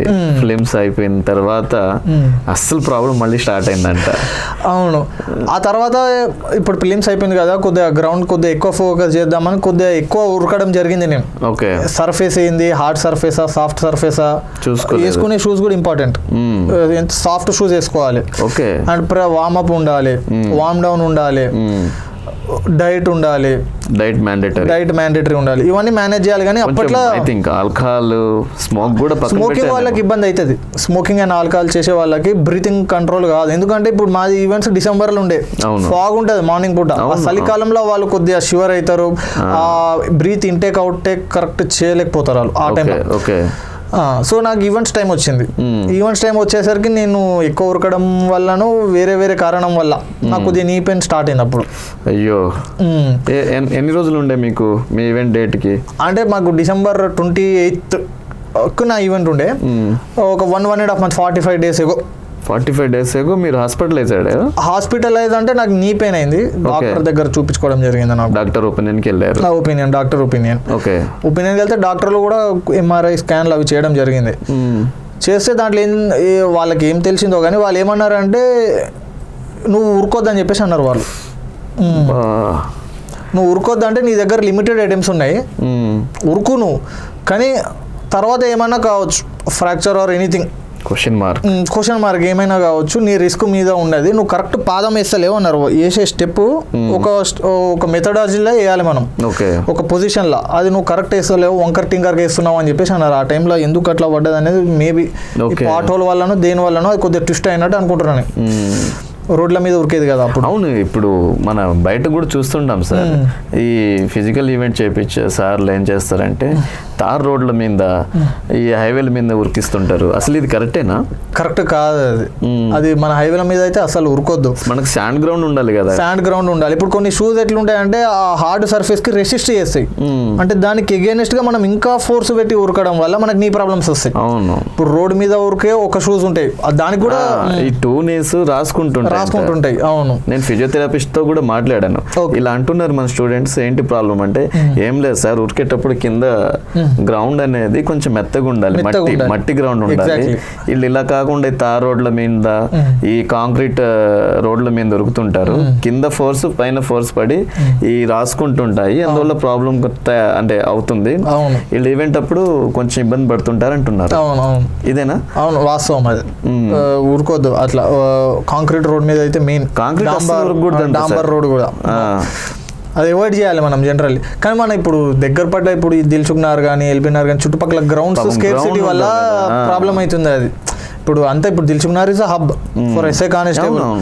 దాని చుట్టుపక్కల గ్రౌండ్ ఏమున్నదంటే సరూనగర్ కట్ట ఒకటి ఉన్నది, అది కూడా గుంటలుగానే ఉన్నది, కరెక్ట్ లేదు. ఇంకా దగ్గర పక్కల గ్రౌండ్స్ అయితే ఏం లేవు. పబ్లిక్ గ్రౌండ్ కదా, పబ్లిక్ గ్రౌండ్ అవుతుందని చెప్పేసి కంప్లీట్ కూడా ఇస్తున్నారు. అవును, ఈ ఎల్డర్స్ వాక్ చేసేటోళ్ళు కానీ కొద్దిగా ఓల్డ్ ఏజ్ పీపుల్స్ ఉంటారు కదా, వాళ్ళకి ఇబ్బంది అవుతుంటది. అది వాళ్ళు కూడా కంప్లైంట్ చేస్తుంటారు, ఇక వాళ్ళు మనం. సో ఆ తర్వాత మీరు భయపడి ఉంటారు కదా? భయపడ్డా. 45 days పోతే సార్ అయితే ఇట్లా అన్నారు డాక్టర్ గారు, ఉరికితే ఇట్లా అవుతుంది నీకు, మరి నువ్వు డేర్ చేస్తే చేయి, నేను తీసుకురా నా దగ్గర, మళ్ళీ నేను ఆపరేషన్ చేస్తాను, నీ ఇష్టం, ఐదర్ జాబ్ ఆర్ ఇది అని చెప్పేసి అన్నారు వాళ్ళు. మళ్ళీ మేము ఇక అప్పుడు ఒక మీటింగ్ పెట్టుకున్నాం ఇక ఇంట్లో పేరెంట్స్ తోటి. ఏంటి సమావేశం టైం. ఇప్పుడు ఏంది మరి, ఇప్పుడు నువ్వు ఎస్ఐ అని మా అమ్మ అన్నది, ఇప్పుడు ఎస్ఐ అంటున్నావు, ఎస్ఐ కోసం నీ కాలు పోగొట్టుకుంటావా, ఎస్ఐ జాబ్ లేకుండా బతుకోవచ్చు. భయం ఉంటుంది కదా సార్? భయం ఉంటుంది. కాలు ఉంటే నువ్వు ఏ పనైనా చేసుకొని బతుకోవచ్చు. కాలు నీ సొంత కాలు, అది వేరే వాళ్ళది కాలు కాదు కదా, నీ పుట్టుకతోటి వచ్చిన కాలు అది. ఆ కాలు ఎట్లా పోగొట్టుకుంటావు నువ్వు అని చెప్పేసి అంటే, మరి నేను అప్పుడు మళ్ళీ నేను మాట అన్నా, మరి ఏం చేయాలి, మళ్ళీ సాఫ్ట్వేర్ వైపు పోవాలన్నా అన్నాను. మళ్ళీ మా బ్రదర్ కూడా సాఫ్ట్వేరే, అప్పటికే అన్నాడు, మళ్ళీ సాఫ్ట్వేర్ అంటావు ఏందన్నా, నువ్వు 3 సంవత్సరాల క్రితం అడిగినప్పుడే సాఫ్ట్వేర్ అప్పటికే 1 year ఓల్డ్ ఉండే, నేను ఫ్రెషర్కే తీసుకుంటారు వాళ్ళు. మళ్ళీ ఇవన్నీ అడుగుతారు, 1 year ఏం చేసినావు, అది ఇప్పటికే 3 years అయింది, softwares doors are closed for you అని చెప్పేసి అన్నాడు ఆయన. ఇప్పుడు ఉంటే నా ముందర ఇది ఒకటే ఉన్నది, గ్రూప్ 1 ఎప్పుడు వస్తుందో తెలియదు. యూపీఎస్సీ అయితే అట్లా 2 attempts ఫెయిల్యూర్, క్లారిటీ లెస్ ఉన్నాయి. నా ముందర ఉన్నది ఒకటే, ఇప్పుడు నాకు ఒకటే అవపడుతుంది. ఇప్పుడు మీకు డూ ఆర్ డై, ఇంకోటి ఆప్షన్ లేదు. అయితే సరే, ఈ డాక్టర్ గారు ఏమన్నా, మళ్ళీ డాక్టర్ గారి దగ్గర పోయినాం. మళ్ళీ వెళ్ళారు. డాక్టర్ గారు ఏమన్నారంటే, అవును 1-2 attempts ఉన్నాయి, ట్రై చేసుకుంటే చేసుకో అన్నారు. మరి నేను అట్లనే ఉన్నా. ఓకే, ఇప్పుడు నవంబర్ అయిపోయింది, December 1st or 2nd నుంచి ఈవెంట్స్ స్టార్ట్, 28th. అప్పటికే మనకి న్యూస్ ఛానల్లో వస్తున్నాయి. ఏంది మనకు న్యూస్ ఛానల్ అంటే వీడియోస్ తీసి వైరల్ అవుతుంటాయి కదా కొన్ని. ఈ 4 meters లాంగ్ జంప్ ఉండడం వల్ల చాలా మంది లెగ్స్ ఫ్రాక్చర్స్ అవుతున్నాయి. అవును సార్, అవును. అండ్ రన్నింగ్ కూడా ప్రాక్టీస్ లేకుండా ఉండడం కారణంగా వాళ్ళకు కూడా ఆయాసం ప్రాబ్లం రావడం కానీ. కొన్ని వీడియోలు అప్పుడు ఆ టైంలో కొన్ని వీడియోలు పాక్కుంటూ వెళ్ళి ఎగ్జాక్ట్లీ అలా తాకడం ఇలాంటి వీడియోలు కూడా బాగా వైరల్ అయినాయి కదా. నేను చూస్తుండే అది వాట్సాప్లో అక్కడిక్కడ చూసి అమ్మ భయపడుతుండే నేను, నా డేట్ వస్తుంది ఇప్పుడు నెక్స్ట్ ఏంది, అవకాశం ఒకటే ఉన్నది, అది పోతే కష్టం అని చెప్పేసి December 28th వచ్చింది కదా, 26th నైట్గా మా అమ్మ అన్నదిగా నువ్వు 28th ఈవెంట్ అన్నావు, సరే నువ్వు పో బేటా నేను ఆపా, కానీ నువ్వు ఆ రోజు ఉరుకుతావా ఏమవుతుంది నాకు కొద్దిగా భయంగా ఉంది. మరి ఈ 45 days ఉండే కదా రెస్ట్ గ్రౌండ్కే పోలే, రెస్ట్ మోడ్ నో డైరెక్ట్ వెళ్ళారు డైరెక్ట్ గ్రౌండ్ పోలే. నాకు పాత ప్రాక్టీస్ ఉన్నదిగా, ఇప్పుడు బ్రీతింగ్ కంట్రోల్ నాకు ఉన్నది. లాస్ట్లో నేను అప్పుడు 21 ఎండింగ్లోనే నేర్చుకున్నా కాబట్టి బ్రీతింగ్ కంట్రోల్ మీద నాకు కాన్ఫిడెన్స్ ఉన్నది, నేను ఉరకగలుగుతా. కానీ నా లెగ్ ఎంత సపోర్ట్ ఇస్తానని నాకు తెలియదు. ఆ రోజు టైం అండ్ లక్ డిసైడ్ చేస్తుంది నా లెగ్ ఎంత సపోర్ట్ చేస్తుంది. సో 26th రోజు మదర్ ఎట్లా అన్నాక నా ముందు ఒకసారి ఉరికినాక నాకు క్లారిటీ వస్తేనే నీకు పంపిస్తా, లేకపోతే పంపా అన్నది. ఏంటి అమ్మగారు టెస్ట్ పెట్టారు మిమ్మల్ని? టెస్ట్ మదర్ అండ్ ఫాదర్ ఇద్దరు వద్దురా బాబు రిస్క్ వద్దు నీకు అని చెప్తే, మళ్ళీ 27th రోజు వాళ్ళు వచ్చిండ్రు గ్రౌండ్కి వెళ్ళారు. గ్రౌండ్కి వచ్చిండ్రు మా నాన్న అమ్మ. గ్రౌండ్ అంటే ఈ సరునార్ కట్ట వస్తే కథ ఇక మా బ్రదర్ కూడా వచ్చిండే. ఆయన ఇక టైం మాకు తెలుసు ఎక్కడి నుంచి ఎక్కడి దాకా 1600 అనేది. ఆయన టైమర్ పెట్టి ఉరకమన్నాడు. ఉరికిన ఆ రోజు ఆఫ్టర్ 45 days గ్రౌండ్లో ఉరకడం నేను. 45 days తర్వాత డైరెక్ట్గా ఉరికితే ఇన్ టైంలో వచ్చిన ఒక 25 seconds టైం ఇచ్చిన టైం కంటే లోపలనే ఉన్నా. సో 1600 meters క్వాలిఫై అయిపోతా. లెగ్ కూడా అప్పుడు కొద్దిగా పెయిన్ ఉండే కానీ ఓకే చేయొచ్చు అన్న దాంట్లో ఉండే. 1600 meters మీద క్లారిటీ వచ్చింది. ఫాలోడ్ బై ఇప్పుడు లాంగ్ జంప్ ఉంటుంది ఆబ్వియస్లీ. లాంగ్ జంప్ కూడా ఏ పెట్టావు సార్ మరి నాకు కాన్ఫిడెన్స్ రావట్లే అని చెప్పేసి అన్నది మామ్. అయ్యో తన భయం పాపం తనకే ఉంది, అమ్మగారికి బాగా భయం ఉందేమో. అవును. సో లాంగ్ జంప్ దగ్గర కూడా పోయినాం. లాంగ్ జంప్ వేసిన 2-3 trials వేసిన పర్లేదు ఇక్కడ అస్సలు వాళ్ళే. లాంగ్ జంప్ నాకు ఎంత ట్రై చేసినా అప్పటికే కాళ్ళ మీదే పడుతున్నాయి. లాంగ్ జంప్ ఎట్లా ఉంటుంది అంటే దూకి కాళ్ళ మీదే పడాలి, మళ్ళీ నిలబడాలి. కాళ్ళ మీద నిలబడేసరికి నాకు కాలు అప్పటికి బాగా పెయిన్ వేయడం స్టార్ట్ చేసింది. మళ్ళీ దీనివల్ల రన్నింగ్ పోయేటట్టున్నది. ఇప్పుడు రేపటి నాడు ఏమైతే 28th రోజు ఆ రోజు చూసుకుందాం, ఇప్పుడు ఎందుకు వేస్ట్ చేసుకుంటున్నా నేను అన్న ఆలోచనలు ఉండే. మీకు వస్తుంది ఆలోచనలు వస్తుంది అది అప్పటికి. ఇలా టఫ్ ఉంటుంది కదా లాంగ్ జంప్, 4 meters పెట్టింటారు అప్పుడు. సో ఇమీడియట్లీ అప్పటికే అక్కడ సీనియర్స్ ఉన్నారు కొందరు, వాళ్ళది కొద్దిగా నా తర్వాత ఉండే ఈవెంట్స్. ఒక 2-3 notifications రాసిన వాళ్ళు, ఏం చేస్తున్నావు బాబు ఈ టైంలో ప్రాక్టీస్ చేస్తున్నావు ఇంతకుముందు చేయలేదా అన్నాడు. నేను లాంగ్ జంప్ ఇది దగ్గరలో లాస్ట్ 2-3 months అయితే నేను వేయలే అని చెప్తే, ఇప్పుడు ఎందుకు వేస్తున్నావు అంటే ఈవెంట్స్ ఉన్నాయా అన్నాను. ఈవెంట్స్ ఎప్పుడు వాళ్ళు ఏమనుకున్నారు, ఇంకో వారం తర్వాత ఉన్నది ఈవెంట్స్ అనుకున్నారు. ఈవెంట్స్ ఎప్పుడు ఉన్నాయంటే సాయంత్రం రోజు నేను చెప్పే మాట, రేపే ఉన్నది ఈవెంట్స్ అన్నాను. రేపు ఈవెంట్స్ ఉంటే ఈ రోజు ఎందుకు వచ్చినావు, అసలు నువ్వు గ్రౌండ్కి ఎందుకు వచ్చినావు అన్నాడు ఆయన. గ్రౌండ్కి ఎందుకు వచ్చినావు అంటే ఇప్పటిదాకా నేను ప్రాక్టీస్ చేయలే అంటే, నోరు తెరుస్తూనే ఉన్నాడు. ఇక 45-50 రోజుల నుంచి నువ్వు ప్రాక్టీస్ చేయలే అంటే చేయలే, మరి రేపు ఎట్లా కొడతావు తమ్ముడు నువ్వు ఈవెంట్స్ అంటే ఈ వచ్చిన కాడికి కొడతా అన్న. ఈ టైంలో నువ్వు లాంగ్ జంప్ వేసే టైం అని చెప్పేసి నన్ను తిట్టి నువ్వు చేయొద్దు, ఈ టైంలో ఏమన్నా ఇంజురీస్ అయితే రేపు ఉన్న అవకాశం కూడా పోతుంది, రేపు అక్కడ ట్రై చేసుకోపో అని అన్సాటిస్ఫైడ్గానే ఆ గ్రౌండ్ నుంచి వెళ్ళిపోయినాం. ఇక మళ్ళీ అదే టెన్షన్ రేపు ఏమవుతుంది. ఇక 28th మార్నింగ్ లేచి ఇక ఫాదర్ నేను ఇద్దరం పోయినాం గ్రౌండ్కి పోయినాం. అంబర్పేట గ్రౌండ్లో ఉండే ఇక మదర్ కూడా అప్పట్లో లేచి ఏడుస్తూనే ఉన్నది, ఇక పోకు నువ్వు అవసరం లేదు వేస్తే జాబు. ఆ టైంలోనే ఒక డైలాగ్ కొట్టింది మా మదర్. ఏం కొట్టిందంటే, నువ్వు నాకు యాజ్ అన్ఎంప్లాయిడ్ సన్గా నిన్ను ఉంచుకుంటా పోషించుకుంటా కానీ ఈ జాబ్ వద్దు, నువ్వు ఒక జాబ్ చేసి నాకు పోషించాల్సిన అవసరం లేదు, నేనే నిన్ను పోషిస్తా, అన్ఎంప్లాయిడ్ కానీ ప్రౌడ్గా చెప్పుకుంటా ఒక నిరుద్యోగిగా, కానీ జాబ్ వద్దు అని చెప్పేసి కాదు అలా చూసి ఉండలేను అని చెప్పిన ఒక్క అవకాశం అని చెప్పేసి మళ్ళీ పోయినా ఇంకా మొత్తం అల్లా మీద.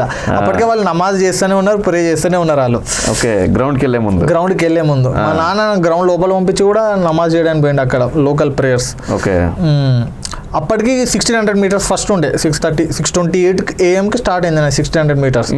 అది ఆటోమేటిక్గా ఇన్ టైంలో కంప్లీట్ చేసేసుకున్నా 4 rounds. 1600 meters సక్సెస్ఫుల్లీ కంప్లీట్ చేసేసిన, మెయిన్ టాస్క్ అయిపోయింది. కానీ ఆ తర్వాత వస్తుంది 4 meter లాంగ్ జంప్. పండే వాళ్ళే మనకి ఇంతకు ముందు. ఫస్ట్ నా టైం వచ్చింది, జాకెట్ కట్టుకున్నా, చాలా నా కాన్ఫిడెన్స్ లెవెల్ లో ఉండే. అక్కడ ఉన్న ఎస్ఐ సారు చేసే బ్రదర్ ఏం కాదు, ఫాస్ట్గా వరకు కరెక్ట్ టైంలో లేస్తే అక్కడ అవతల పోయి పడతావు ఏం కాదంటే ఫస్ట్ టైం వేసినాం. 3 attempts ఉంటాయి. ఫస్ట్ టైం వేస్తే కరెక్ట్ గీత మీద పడ్డది, ఫోల్ అయిపోయింది. అంటే ఒక ఛాన్స్ పోయింది, ఇంకా 2 ఛాన్స్లే ఉన్నాయి నా దగ్గర.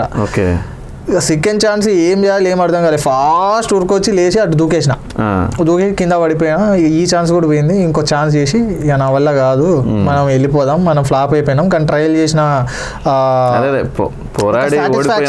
పోరాడి ఓడిపోతున్నాం కదా అని సెకండ్ అటెంప్ట్లో అటు పోయి పడి అంతే కళ్ళు మూసుకొని మట్టి పడి ఉండే కళ్ళల్లో ఇట్లా దులుపుకొని లేస్తున్నా. ఓకే, లేచేలోపు పక్కన సెట్ చేస్తుంటారు వాళ్ళు ఎవరు, ఎప్పటికప్పుడు ఆ శాండ్ అనేది డిస్టర్బ్ కాకుండా సెట్ చేయడానికి ఒక కానిస్టేబుల్ ఉంటాడు ఆడ. నన్ను చూసి నవ్వుతున్నాడు, ఎందుకు నవ్వుతున్నావు అని చెప్తే ఏందన్నా నువ్వు కొద్దిగా బాధగా ఉన్నావు అని చెప్తే అయిపోయింది ఇంకా 3 అటెంప్ట్ వేయడానికి పోతున్నాను నేను, ఇది కూడా పోయింది కదా అన్న. కాదన్న వెనకాల చూడన్నాడు, వెనకాల చూస్తే గీత వెనకాల ఉన్నది కట్ ఆఫ్ది. అయిపోయింది క్వాలిఫై అయిపోయినా. అమ్మ ఎట్లా పడ్డది నాకు అని చెప్పేసి నేను షాక్. అప్పటికే చాలా హ్యాపీ అయినా, చాలా హ్యాపీగా ఫీల్ అయినా. ఫిక్స్ అయ్యారు ఇంకా లేదు. ఆ తర్వాత షార్ట్ పుట్ ఉంటే షార్ట్ పుట్ కంప్లీట్ చేసేసరికి బయట ఫాదర్ ఉండే. ఫాదర్ నేను గట్టిగా హగ్ చేసుకొని అప్పటికే మా మమ్మీకి కలిపాడు మా నాన్న ఫోన్ కలిపి, లేదు లాంగ్ జంప్ పోయింది ఏడుస్తున్నాడు ఇక ఇంటికి తీసుకొస్తున్నా అని చెప్పేసి ఒక మాట అన్నాడు. కాలు ఎట్లున్నది అన్నది, కాలు బాగానే ఉన్నది, సరే తీసుకొచ్చేసే జాబ్ వద్దు ఏమోద్దు. తర్వాత మళ్ళీ నాన్న లే జోక్ చేస్తున్నాను క్వాలిఫై అయిపోయాడు మీ కూడా అని చెప్పేసి అన్నాడు మా నాన్న. అంటే నేను కూడా మా అమ్మకి చెప్పిన ఇక నాకు ఎస్ఐ జాబ్ కన్ఫర్మ్, ఇక నన్ను ఎవడు ఆపలేడు, ఎస్ఐ జాబ్ ఎవడు ఆపలేడు, మెయిన్స్ ఇట్లా క్వాలిఫై అయిపోతా నేను, ఇదే మెయిన్ హడ్డీలు ఉండే నాకు అని చెప్పేసి అయిపోగొట్టుకొని ఇంటికి పోయినా. ఆ తర్వాత మెయిన్స్ కూడా రాసిన, కట్ ఆఫ్ కన్నా ఎక్కువ ఉండే మార్క్స్, క్వాలిఫై అయిపోయినా. ఎన్నో ర్యాంక్ వచ్చింది నాకు? జోనల్ స్థాయిలో 14th ర్యాంక్ వచ్చింది. ఎంతో కష్టపడ్డారు, ఒకనొక టైంలో అసలు ఎస్ఐ జాబ్ ఇవ్వద్దని చెప్పి అమ్మ కూర్చోబెట్టింది, అయినా వెళ్ళారు. ఇంకొక మాట చెప్పాలంటే మీ ప్రాణాన్ని పణంగా పెట్టి మీరు గ్రౌండ్ కొట్టారు సార్. ఆ తర్వాత మెయిన్స్ రాశారు, రిజల్ట్ వచ్చింది. అప్పుడు ఎలా ఉంది రిజల్ట్? ముందు కొంచెం ఉంటుంది కదా ఫీలింగ్, అలా ఏమైనా ఉండేదా? ఇప్పుడు రిజల్ట్ వచ్చినప్పుడు నేను చెప్పినట్టు ఈ రిజల్ట్ కోర్టు కేసు పడి ఉండే ఎస్ఐ కానిస్టేబుల్ మీద, జియో నంబర్ 46 అని చెప్పేసి తీసుకొచ్చింది కొత్త గవర్నమెంట్, అప్పుడు కొత్త జియో, దాని రిలేటెడ్ కోర్టు కేసెస్ నడుస్తున్నాయి. నేనేమనుకున్నా ఇంకా రిజల్ట్కి టైం పడుతుంది, ఆ లోపు మళ్ళీ మన ప్రీవియస్ ప్రిపరేషన్ ఉండే కదా యూపీఎస్సీ గ్రూప్ 1కి కంటిన్యూ చేద్దామని చెప్పేసి గ్రూప్ 1 మెయిన్స్ రాస్తున్నాను నేను ఒక ఇన్స్టిట్యూట్లో అశోక్ నగర్లో. ఓకే, ఆ టైంలో సైలెంట్లో పెట్టి 2:30 to 5:30 ఉంటుంది సాయంత్రం పేపర్ రాస్తున్నాను నేను పోయి అక్కడ. యూపీఎస్సీ కాదు, గ్రూప్ 1 మాక్ టెస్ట్ రాస్తున్నాను. ఆ టైంలో సైలెంట్లో ఉండే ఫోన్, నాకు తెలియదు. వన్స్ 5:30 కంప్లీట్ చేసుకొని నేను బయటకు వచ్చేసరికి కాల్స్ ఉన్నాయి, మా ఫ్రెండ్స్ కాల్స్ చేసారు, కాల్స్ అండ్ రిజల్ట్ వచ్చిందని చెప్పేసి అన్నారు, దాంట్లో మెసేజెస్ ఉన్నాయి. ఇమీడియట్లీ రిజల్ట్ ఓపెన్ చేసిన. రిజల్ట్ ఏమున్నదంటే అప్పటికి ఒక PDF పెట్టిండ్రు వాళ్ళు, from now onwards till morning 8 AM any moment results రావచ్చు అని చెప్పేసి కౌంట్ డౌన్ స్టార్ట్ అయింది. ఆ టైంలో మళ్ళీ షివరింగ్, రిజల్ట్ ఎనీ మూమెంట్ రావచ్చు ఇప్పుడు. ఇమ్మీడియట్ నేను నా బండి స్టార్ట్ చేసి ఫస్ట్ ఇంటికి వెళ్ళిపోదామని స్టార్ట్ చేసిన. స్టార్ట్ చేసి నేను అక్కడ పోయేలోపు రిజల్ట్స్ కూడా వచ్చేసినాయి ఆ టైంలోనే. నేను నా మూమెంట్ నా ఎల్బీనగర్ చేరుకునే లోపు, అశోక్ నగర్ నుంచి ఎల్బీనగర్లో ఉంటా, చేరుకునే లోపు రిజల్ట్స్ వచ్చేసినాయి. ఇట్లా ఇంట్లో పోయేలోపు చూస్తే నా పేరు ఉన్నది. నేను ఫుల్ హ్యాపీ. ఇప్పుడు ఇంట్లో చెప్పాలి కాదు, మా మదర్ అప్పటికే నమాజ్ చదువుతున్నది ఆడ. నేను అయిపోయినాక చెప్పిన, మా నాన్నకు కూడా ఫోన్ చేసి చెప్పిన, ఇట్లా రిజల్ట్ వచ్చింది, ఇట్లా క్వాలిఫై మా ఎస్ఐ బనిగా అన్న హిందీలా. ఎస్ఐ బనిగా అంటే సైమే అంటే మా ఎస్ఐకు సెలెక్ట్ ఓగా అని చెప్పేసి అన్నాను. వాళ్ళు చాలా హ్యాపీగా ఫీల్ అయినరు, అప్పటికి అందరికి చెప్పిండ్రు. అప్పటికి ప్రెస్ వాళ్ళు వచ్చి అడిగినరు. అది స్లోగా వైరల్ అయింది. ఏంటంటే 4వ తరం పోలీస్ అని చెప్పి వైరల్ అయ్యేసరికి అప్పుడు న్యూస్ పేపర్ కటింగ్స్లలో కూడా అట్లా వచ్చింది. కొన్ని ఫెలిసిటేషన్స్ అయినాయి, బాగా ఎంజాయ్మెంట్ ఉండే ఆ మూమెంట్. ఎంత ర్యాంక్ వచ్చింది మనకు? నాకు యాదాద్రి జోన్లో 14th ర్యాంక్. 14. ఆ టైంలో పీడిఎఫ్లో మీ పేరు ఉంది కదా, MM షరీఫ్ అని, అప్పుడు ఏమనిపించింది సార్? నిజం చెప్పండి. మనకు ఒక అసలు ఏం లేదు, జీరో. ఎటు పోయినా చిన్న చూపే. ఎవరైనా ఇప్పుడు బయట సొసైటీలో సింపుల్, డబ్బు ఉంటే విలువ, డబ్బు స్టేటస్, ఈ రెండు లేకుంటే ఎవరు డేకరు ఎక్సెప్ట్ పేరెంట్స్. ఇది గుర్తు పెట్టుకోవాలి. ఎవ్వరు డేకరు మిమ్మల్ని. పేరెంట్స్ వాళ్ళిద్దరే, మీరు ఎట్లా పుట్టినరో అట్లనే వాళ్ళు ఆ టైంలో ఏది లేకుంటే ఎట్లా వస్తామో మనము, ఇప్పుడు కూడా ఏది లేకున్నా వాళ్ళు ఎక్సెప్ట్ చేస్తారు. వితౌట్ క్లాత్ వచ్చాం కదా, అలానే వాళ్ళు ఎప్పటికైనా అలా ఎక్సెప్ట్ చేస్తారు. కానీ బయట అట్లా కాదు. ఒక నలుగురు మధ్యన మాట్లాడాలంటే నీ దగ్గర డబ్బు, నీ దగ్గర ఉన్న స్టేటస్ బట్టే వాళ్ళు నీకు రెస్పెక్ట్ ఇస్తారు, రిప్లై ఇస్తారు, ఆన్సర్ ఇస్తారు. అది లేకుంటే నేను డేకర్గా నీ ప్లేస్లో నువ్వు ఉన్నట్టే నీ గ్యాంగ్లో నువ్వు ఉండాలి. ఇక నువ్వు హయ్యర్ స్టేటస్ వాళ్ళతో మాట్లాడలేవు ఆ టైంలో. సో నాకు అనిపించింది ఒక డిజిగ్నేషన్ వచ్చింది మనకు. ఫాదర్, గ్రాండ్ ఫాదర్ వీళ్ళందరూ ఎస్ఐగా రిటర్న్ అయినారు. నేను ఎస్ఐగా ఫ్రెష్ ఎస్ఐగా ట్రైనీగా జాయిన్ అవుతున్నాను నేను ఇప్పుడు. అంటే కొద్దిగా బాగా అనిపించింది ఆ టైంలో. ఏడ్చారా? ఏడవలే, నిజం చెప్పండి. ఏడవలే కానీ హ్యాపీగా ఉండే. ఎమోషన్ ఇప్పుడు కూడా అవుతున్నారు మీరు? హ్యాపీగా ఉండే ఆ టైంలో. కొద్దిగా రిస్క్ చేసినా రిస్క్ చేయాల్సిందే ఈ టైంలో. రిస్క్ లేకుంటే ఉండకపోతుండే ఇక్కడ. మళ్ళీ ఇక్కడ ఏదో ఏ ప్రైవేట్ జాబ్లోనో ఉంటుండే. రిస్క్ చేసినా కాబట్టి ఎస్ఏ అయినా అన్న కరెక్ట్ రిస్క్ తీసుకున్నా నేను అని చెప్పేసి కొద్దిగా పర్ఫెక్ట్ టైంలో పర్ఫెక్ట్ డిసిషన్ తీసుకున్నా. ఒక్క ఆపర్చునిటీ కూడా ఐ మీన్ రిస్క్ చేయలేను నేను. ఉన్న అవకాశాన్ని వాడుకున్నా అన్నట్టు అనిపించింది. ఓకే. సో మొత్తానికి ఎస్ఐ అయిపోయారు. అవును, సివిల్ ఎస్ఐ. అవును. ఎలా ఉందండి? సివిల్ ఎస్ఐ అని అనుకోని ఫస్ట్ అయితే పోయిన. ట్రైనింగ్ కూడా చాలా కఠినంగా ఉంటుంది. మనకు మార్నింగ్ 5:30 నుంచి సాయంత్రం 6:30, 7:30, 8:30 లాస్ట్ రోల్ కాల్ వరకు కూడా మనం యాక్టివ్ ఉండాలి. ఓకే. కానీ మనం ఇక్కడ ఆల్రెడీ గ్రౌండ్ చేసిపోయినాం కాబట్టి అది ఈజీగానే కంప్లీట్ అయిపోయింది. ట్రైనింగ్ కంప్లీట్ అయిపోయి వచ్చేసి మనకి ఇక మళ్ళీ ప్రాక్టికల్ ట్రైనింగ్ ఉంటుంది బయట. అదొక 9 months ఉంటుంది. గ్రే హౌండ్స్ ఉంటుంది, ఎక్స్ట్రీమిస్ట్ పిఎస్ అని చెప్పేసి ఉంటుంది, కొన్ని CCRB పోలీస్ స్టేషన్ అటాచ్మెంట్స్ అవి ఉంటాయి. అది కంప్లీట్ చేసి ఇక జూలైలో పోస్టింగ్ ఇచ్చిండ్రు. ఓకే.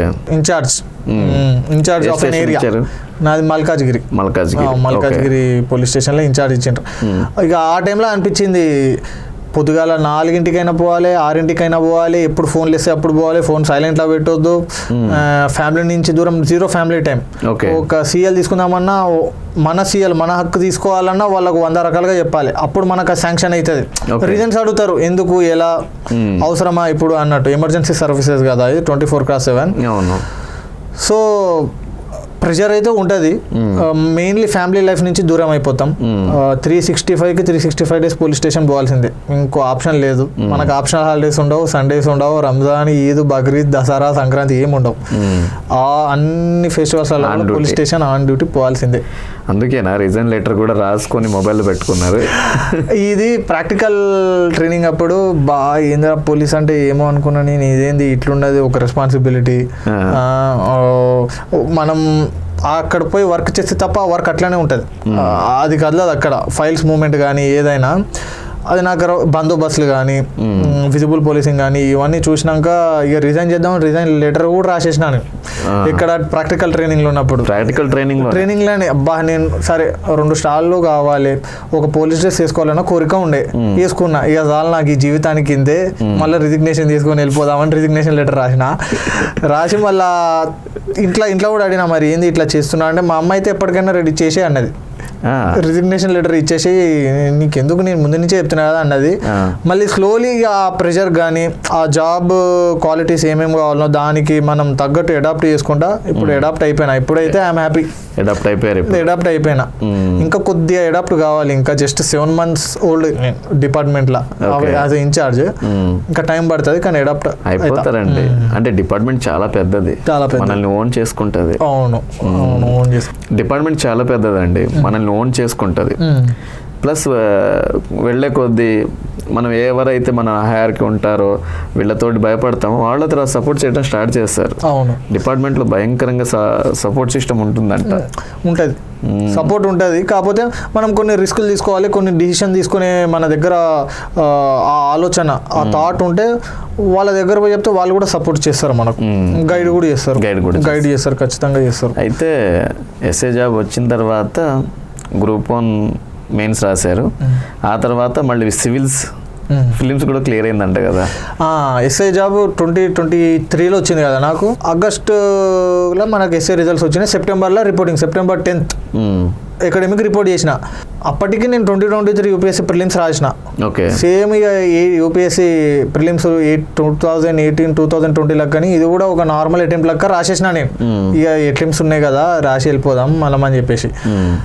అకాడమిక్ పోయినాక రిజల్ట్స్ వచ్చినాయి. అకాడమీలో ఉన్నారు అప్పుడు? అకాడమీలో యూపీఎస్సీ ప్రిలిమ్స్ రిజల్ట్స్ వచ్చినాయి, దానికన్నా ముందే వచ్చినాయి అనుకుంటా. దాంట్లో నేను క్వాలిఫై ఉన్నా. Now it's time for UPSC mains రాయాలి.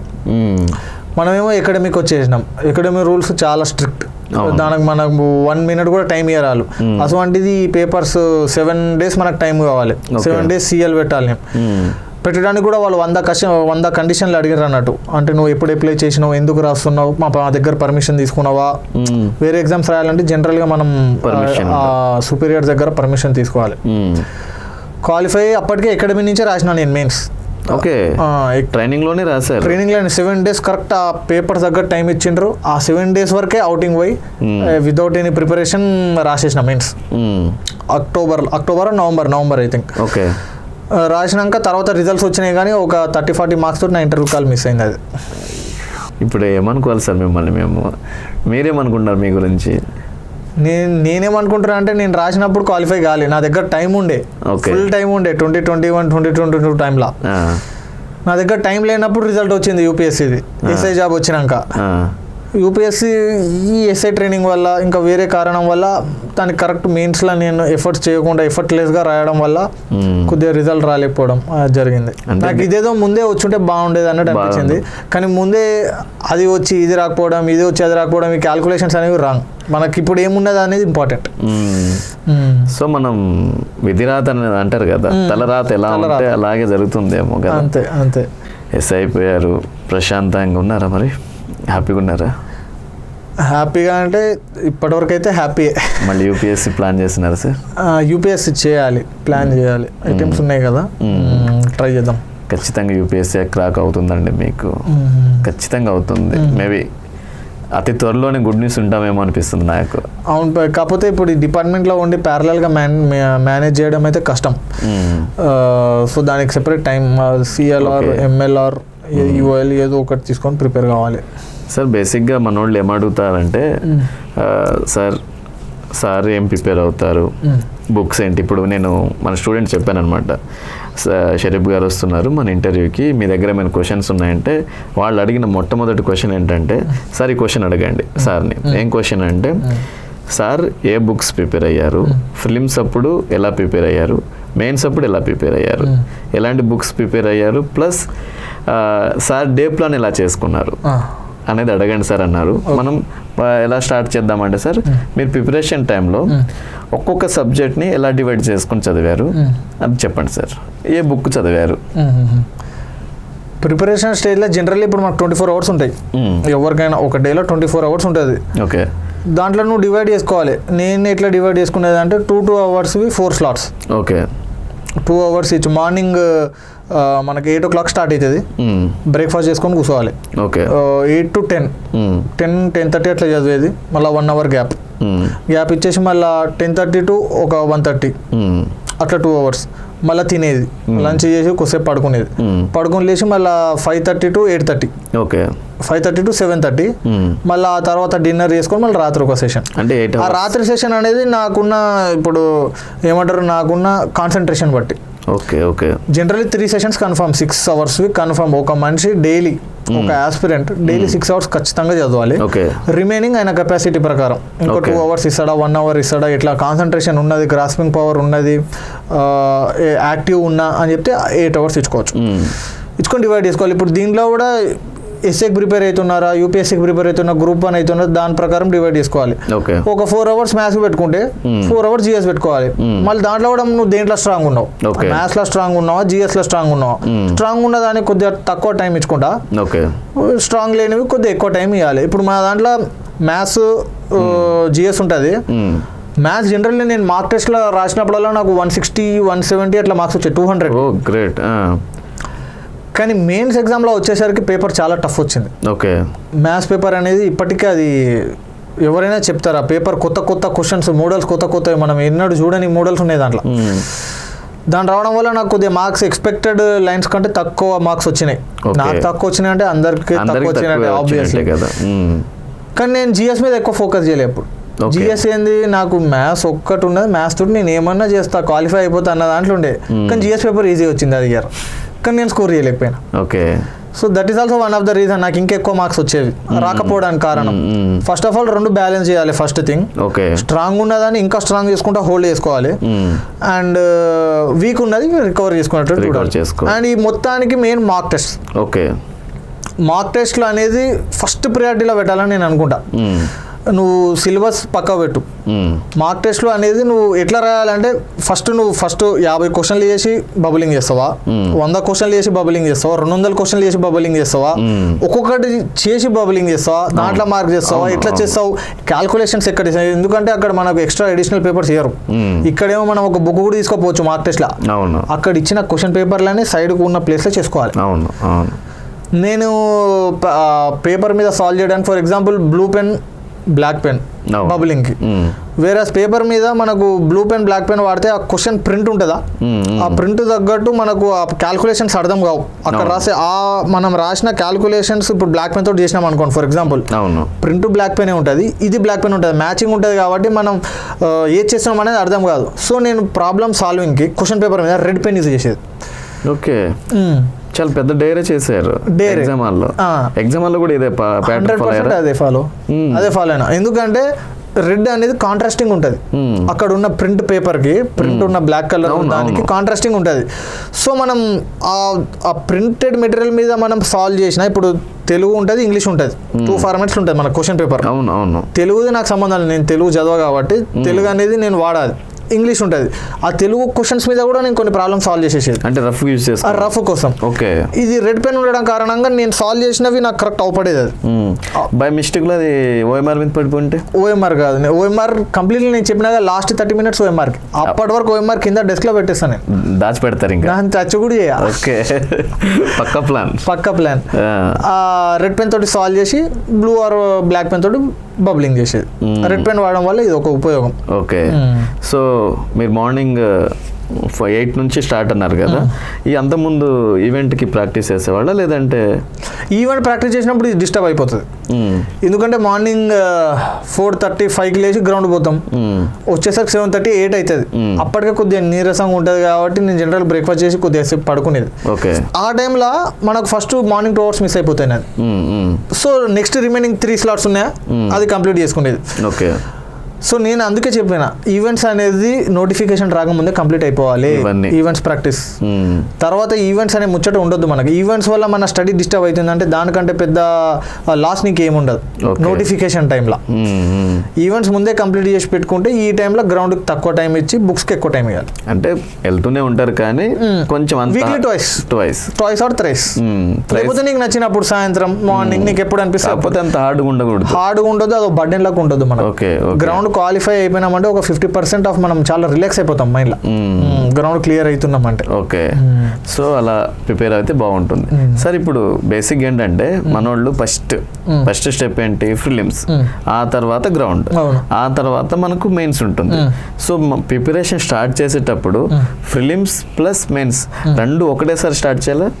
అంటే సిలబస్ ఇక్కడ మనకు పెద్ద ప్లస్ పాయింట్ ఏంటంటే ప్రిలిమ్స్ సిలబస్ సేమ్ ఉంది, మెయిన్ సిలబస్ సేమ్ ఉంది, కాకపోతే ప్రిలిమ్స్ లో తక్కువ మార్క్స్ ఉంటుంది, మెయిన్స్ లో కొంచెం ఎక్కువ మార్క్స్ ఉంటాయి. ఎలా ప్రిపరేషన్ స్టార్ట్ చేస్తే బాగుంటుంది? ప్రిపరేషన్ రెండు మెయిన్స్ పర్స్పెక్టివ్ ప్రిపరేషన్ ఉండాలి. ప్రిలిమ్స్ ఏంది జస్ట్ క్వాలిఫైయింగ్, 100కు 200 మార్క్స్ 60 మార్క్స్ వస్తే క్వాలిఫై. చాలా మంది 50,000 మంది మెయిన్స్ రాస్తారు జనరల్లీ. ఈవెంట్స్ క్వాలిఫై అయిన వాళ్ళు 50,000 మంది మెయిన్స్ రాస్తే దాంట్లో 400 నుంచి 500 ఎస్ఐలకు సెలెక్ట్ అవుతారు. సో మెయిన్స్ అండ్ ప్రిలిమ్స్ రెండు కలిపే ఉండాలి ప్రిపరేషన్. అండ్ మెయిన్స్ పర్స్పెక్టివే ఉండాలి. ప్రిలిమ్స్ అనేది చిన్న స్టెప్, అది జస్ట్ ఇంట్రెస్ట్ లేని వాళ్ళు మినిమల్ వాళ్ళని డిస్క్వాలిఫై చేయడానికి తప్ప అది పెద్ద స్పీడ్ బ్రేకర్ ఏం కాదు. అసలు పెద్ద టాస్కే కాదు ప్రిలిమ్స్. ఎవరు రాసినా క్వాలిఫై అవుతాడు అది మాక్సిమం, కొద్దిగా అవగాహన ఉన్నోడైనా. అట్లా ఆ తర్వాత ఇంక గ్రౌండ్ ముందే అయిపోవాలి. గ్రౌండ్కి ప్రిపరేషన్ లింక్ గ్రౌండ్ అనేది ఇప్పుడు నువ్వు కొంతమంది నాకు మెసేజ్ చేస్తుంటారు నాకు ఇన్స్టాగ్రామ్లో, ఇప్పుడు నేను బీటెక్లు ఉన్నా ఏం చేయాలి, ఎస్ఏకి ప్రిపేర్ కావాలంటే ఏం చేయాలంటే నువ్వు బీటెక్లు ఉంటే ఫస్ట్ గ్రౌండ్ స్టార్ట్ చేయి. గ్రౌండ్కి చదువుకి ఏం లింక్ లేదుగా, నువ్వు గ్రౌండ్ స్టార్ట్ చేసి బీటెక్ అయ్యేలోపు గ్రౌండ్ పర్ఫెక్ట్ అయిపో. గ్రౌండ్ పర్ఫెక్ట్ అయిపోతే వన్స్ బీటెక్ అయిపోయినాక ఒకవేళ నోటిఫికేషన్ వస్తే నువ్వు ప్రిలిమ్స్ మెయిన్స్ మీద ఫోకస్ చేయి. అంతే. నువ్వు అది గ్రౌండ్ ఎందుకు హోల్డ్ చేస్తున్నావు నోటిఫికేషన్ దాకా? గ్రౌండ్ ముందే కంప్లీట్ చేసుకుంటే ఈ రెండు ఈజీ అయిపోతాయి కదా. గ్రౌండ్ లో అయిపోతుంది. గ్రౌండ్ లో మాస్టర్ అయిపోతే ఈ జస్ట్ ఆ టైం ప్రిపరేషన్ టైంలో దీని మీద ఫోకస్ చేస్తే గ్రాస్పింగ్ చేసుకుంటూ రీకాల్ చేసుకుంటూ ఈజీగా అయిపోతుంది. ఇప్పుడు మనం మెయిన్స్కి వచ్చేసాం. మెయిన్స్ అప్పుడు మనం ఎస్ఐకి చూసుకుంటే ఫస్ట్ పేపర్, సెకండ్ పేపర్ ఉంటుంది, అంటే మొత్తం 4 పేపర్స్ ఉంటాయి కదా సార్. 4 పేపర్లో 2 పేపర్స్ క్వాలిఫైయింగ్ పేపర్. ఇక్కడ కూడా కొంతమంది ఏమంటుంటారంటే సార్ ఇంకా చెప్పకూడదు, ఇంగ్లీష్ కొంచెం కష్టంగా ఉంది, క్వాలిఫై అవ్వమేమో, కొంచెం ట్రిక్స్ ఏమైనా చెప్పండి. ఇంగ్లీష్ అనేది దాంట్లో ఇప్పుడు లెటర్ రైటింగ్ ఉంటుంది, ఒకటి ట్రాన్స్లేషన్ ఒకటి ఉంటుంది, ఓకే, స్క్రిప్ట్ రైటింగ్ ఉంటుంది, ఇంకా వేరేవి ఉంటాయి. అవి ఈజీగా మనం న్యూస్ పేపర్ డైలీ చదవడం కానీ. నాకు ఇప్పుడు మీరు ఇంగ్లీష్ గురించి అన్నారు, ఇంకోటి పేపర్ 2 తెలుగు ఉన్నది, మళ్ళీ నాకు ఇబ్బంది అవుతుందిగా. నాకు తెలుగే అసలు నేను ఎప్పుడు 10th రాసింది లాస్ట్ తెలుగు. అంటే గ్రామీణ నేపథ్యం నుంచి వస్తారు కదా, కొంచెం భయం ఉంటుంది. మాకు యాకు తేడా రాకపోతుండే నాకు. రెండు కలిపి రాసారా? సెకండ్ తెలుగు రాశారు. తెలుగులో రాసిన. ఓకే, అక్కడ భయం ఉందేమో నాకు తెలిసి. మీకు భయం ఉన్నది. ఓకే, ప్రాక్టీస్ ఇప్పుడు ఈ 2 పేపర్లు అయిపోయినాయి, మెయిన్ పేపర్ 3 పేపర్ 4. ఇప్పుడు మీరు అన్నట్టు లాంగ్వేజ్ పేపర్స్ ఉన్నాయి 2. తెలుగులో ఏమో నేను వీక్ అన్నా, కానీ రాయడం ప్రాక్టీస్ 10th చేసింది లాస్ట్. ఆ తర్వాత నేను దాన్ని ముట్టాలి, దాన్ని చదవాలి, అది ఏందో కూడా తెలియదు నాకు. తెలుగు అక్కడనే ఎండ్ అయిపోయింది నాకు ఇక. ఓకే, కానీ ఆ తర్వాత దీంట్లో రాయడం స్టార్ట్ చేసిన, ప్రాక్టీస్ చేయడం, మా ఫ్రెండ్స్ ఉంటారు వాళ్ళతో కరెక్షన్ చేపించడం చేసిన. మాకు యాకు తేడా లేకుండా పోతుండే, ఒత్తులు కొన్ని కరెక్ట్ రాకపోతుండే. ఇంకా మనం మాట్లాడే భాషలోనే నేను రాసేస్తుండే. ఇప్పుడు ఎట్లా మాట్లాడుతున్నా అది కొద్దిగా ఇన్ఫార్మల్ ఉంటుంది, కొంచెం భయం వస్తుందేమో. ఇదే భాషలో నేను రాసేస్తుండే. ఇట్లా కాదు, నువ్వు తెలుగు న్యూస్ పేపర్ చదువు అన్నాడు మా friends first. Okay, Telugu news paper చదివి దాన్నే ఒక పారాగ్రాఫ్ తీసుకొని రాయడం స్టార్ట్ చేస్తే స్లోగా నేర్చుకుంటావు. ఓకే ఓకే, ఇప్పుడు నాకు తెలుగులో ఎట్లా ప్రాబ్లం ఉండదు, తెలుగు మీడియం వాళ్ళకి మీరు చెప్పినట్టు ఇంగ్లీష్లో అట్లా ప్రాబ్లం ఉంటుంది. సేమ్ వాళ్ళు కూడా సేమ్ ఇదే ప్రొసీజర్ కావాలి. ఇంగ్లీష్లో ఫస్ట్ స్లోగా రాయడం, కొన్ని వొకాబులరీస్ నేర్చుకోవడం, దాంతోపాటు ఈ ట్రాన్స్లేషన్ ఇంకా కొన్ని ఉంటాయి. కొన్ని గన్ షాట్స్ ఇప్పుడు 100 మార్కులు ఉంటాయి, అది ఒక 50 మార్కులు గన్ షాట్వి ఉంటాయి. మనం ఇది అనుకుంటే అది రాసేయడానికి విత్ ప్రాక్టీస్ తోటి వచ్చేటివి ఉంటాయి. అది రాసి పేపర్ క్వాలిఫై కావచ్చు. ఇంగ్లీష్ పేపర్ అంటే ఈజీయే కొంచెం ప్రాక్టీస్ చేసి కొంచెం ట్రిక్స్ ఉపయోగిస్తే ఈజీ అయిపోతుంది. ఇప్పుడు మనం ఇంకా మన మెయిన్ పేపర్కి వెళ్ళిపోదాం. Third paper, fourth paper. Third paper maths, mental ability, reasoning. Second అంటే ఫోర్త్ పేపర్ వచ్చేసి ఇంకా జిఎస్. బేసిక్గా అందరూ ఏమనుకుంటారంటే థర్డ్ పేపర్ గట్టిగా చేసేస్తే జాబ్ వస్తుంది అనుకుంటారు. అలా ఫోకస్ చేసుకొని జాబ్ మిస్ అయిన వాళ్ళు చాలా మంది ఉన్నారు. ఐ థింక్ మీ మా బ్యాచ్ లోనే మా 2022 బ్యాచ్ లో మ్యాథ్స్ పేపర్ టఫ్ వచ్చింది కదా, చాలా మంది అట్లా లాస్ అయ్యేలో ఉన్నారు. ఓకే, ఈ 2 పేపర్లను ఎలా బ్యాలెన్స్ చేసుకుంటూ చదవాలి?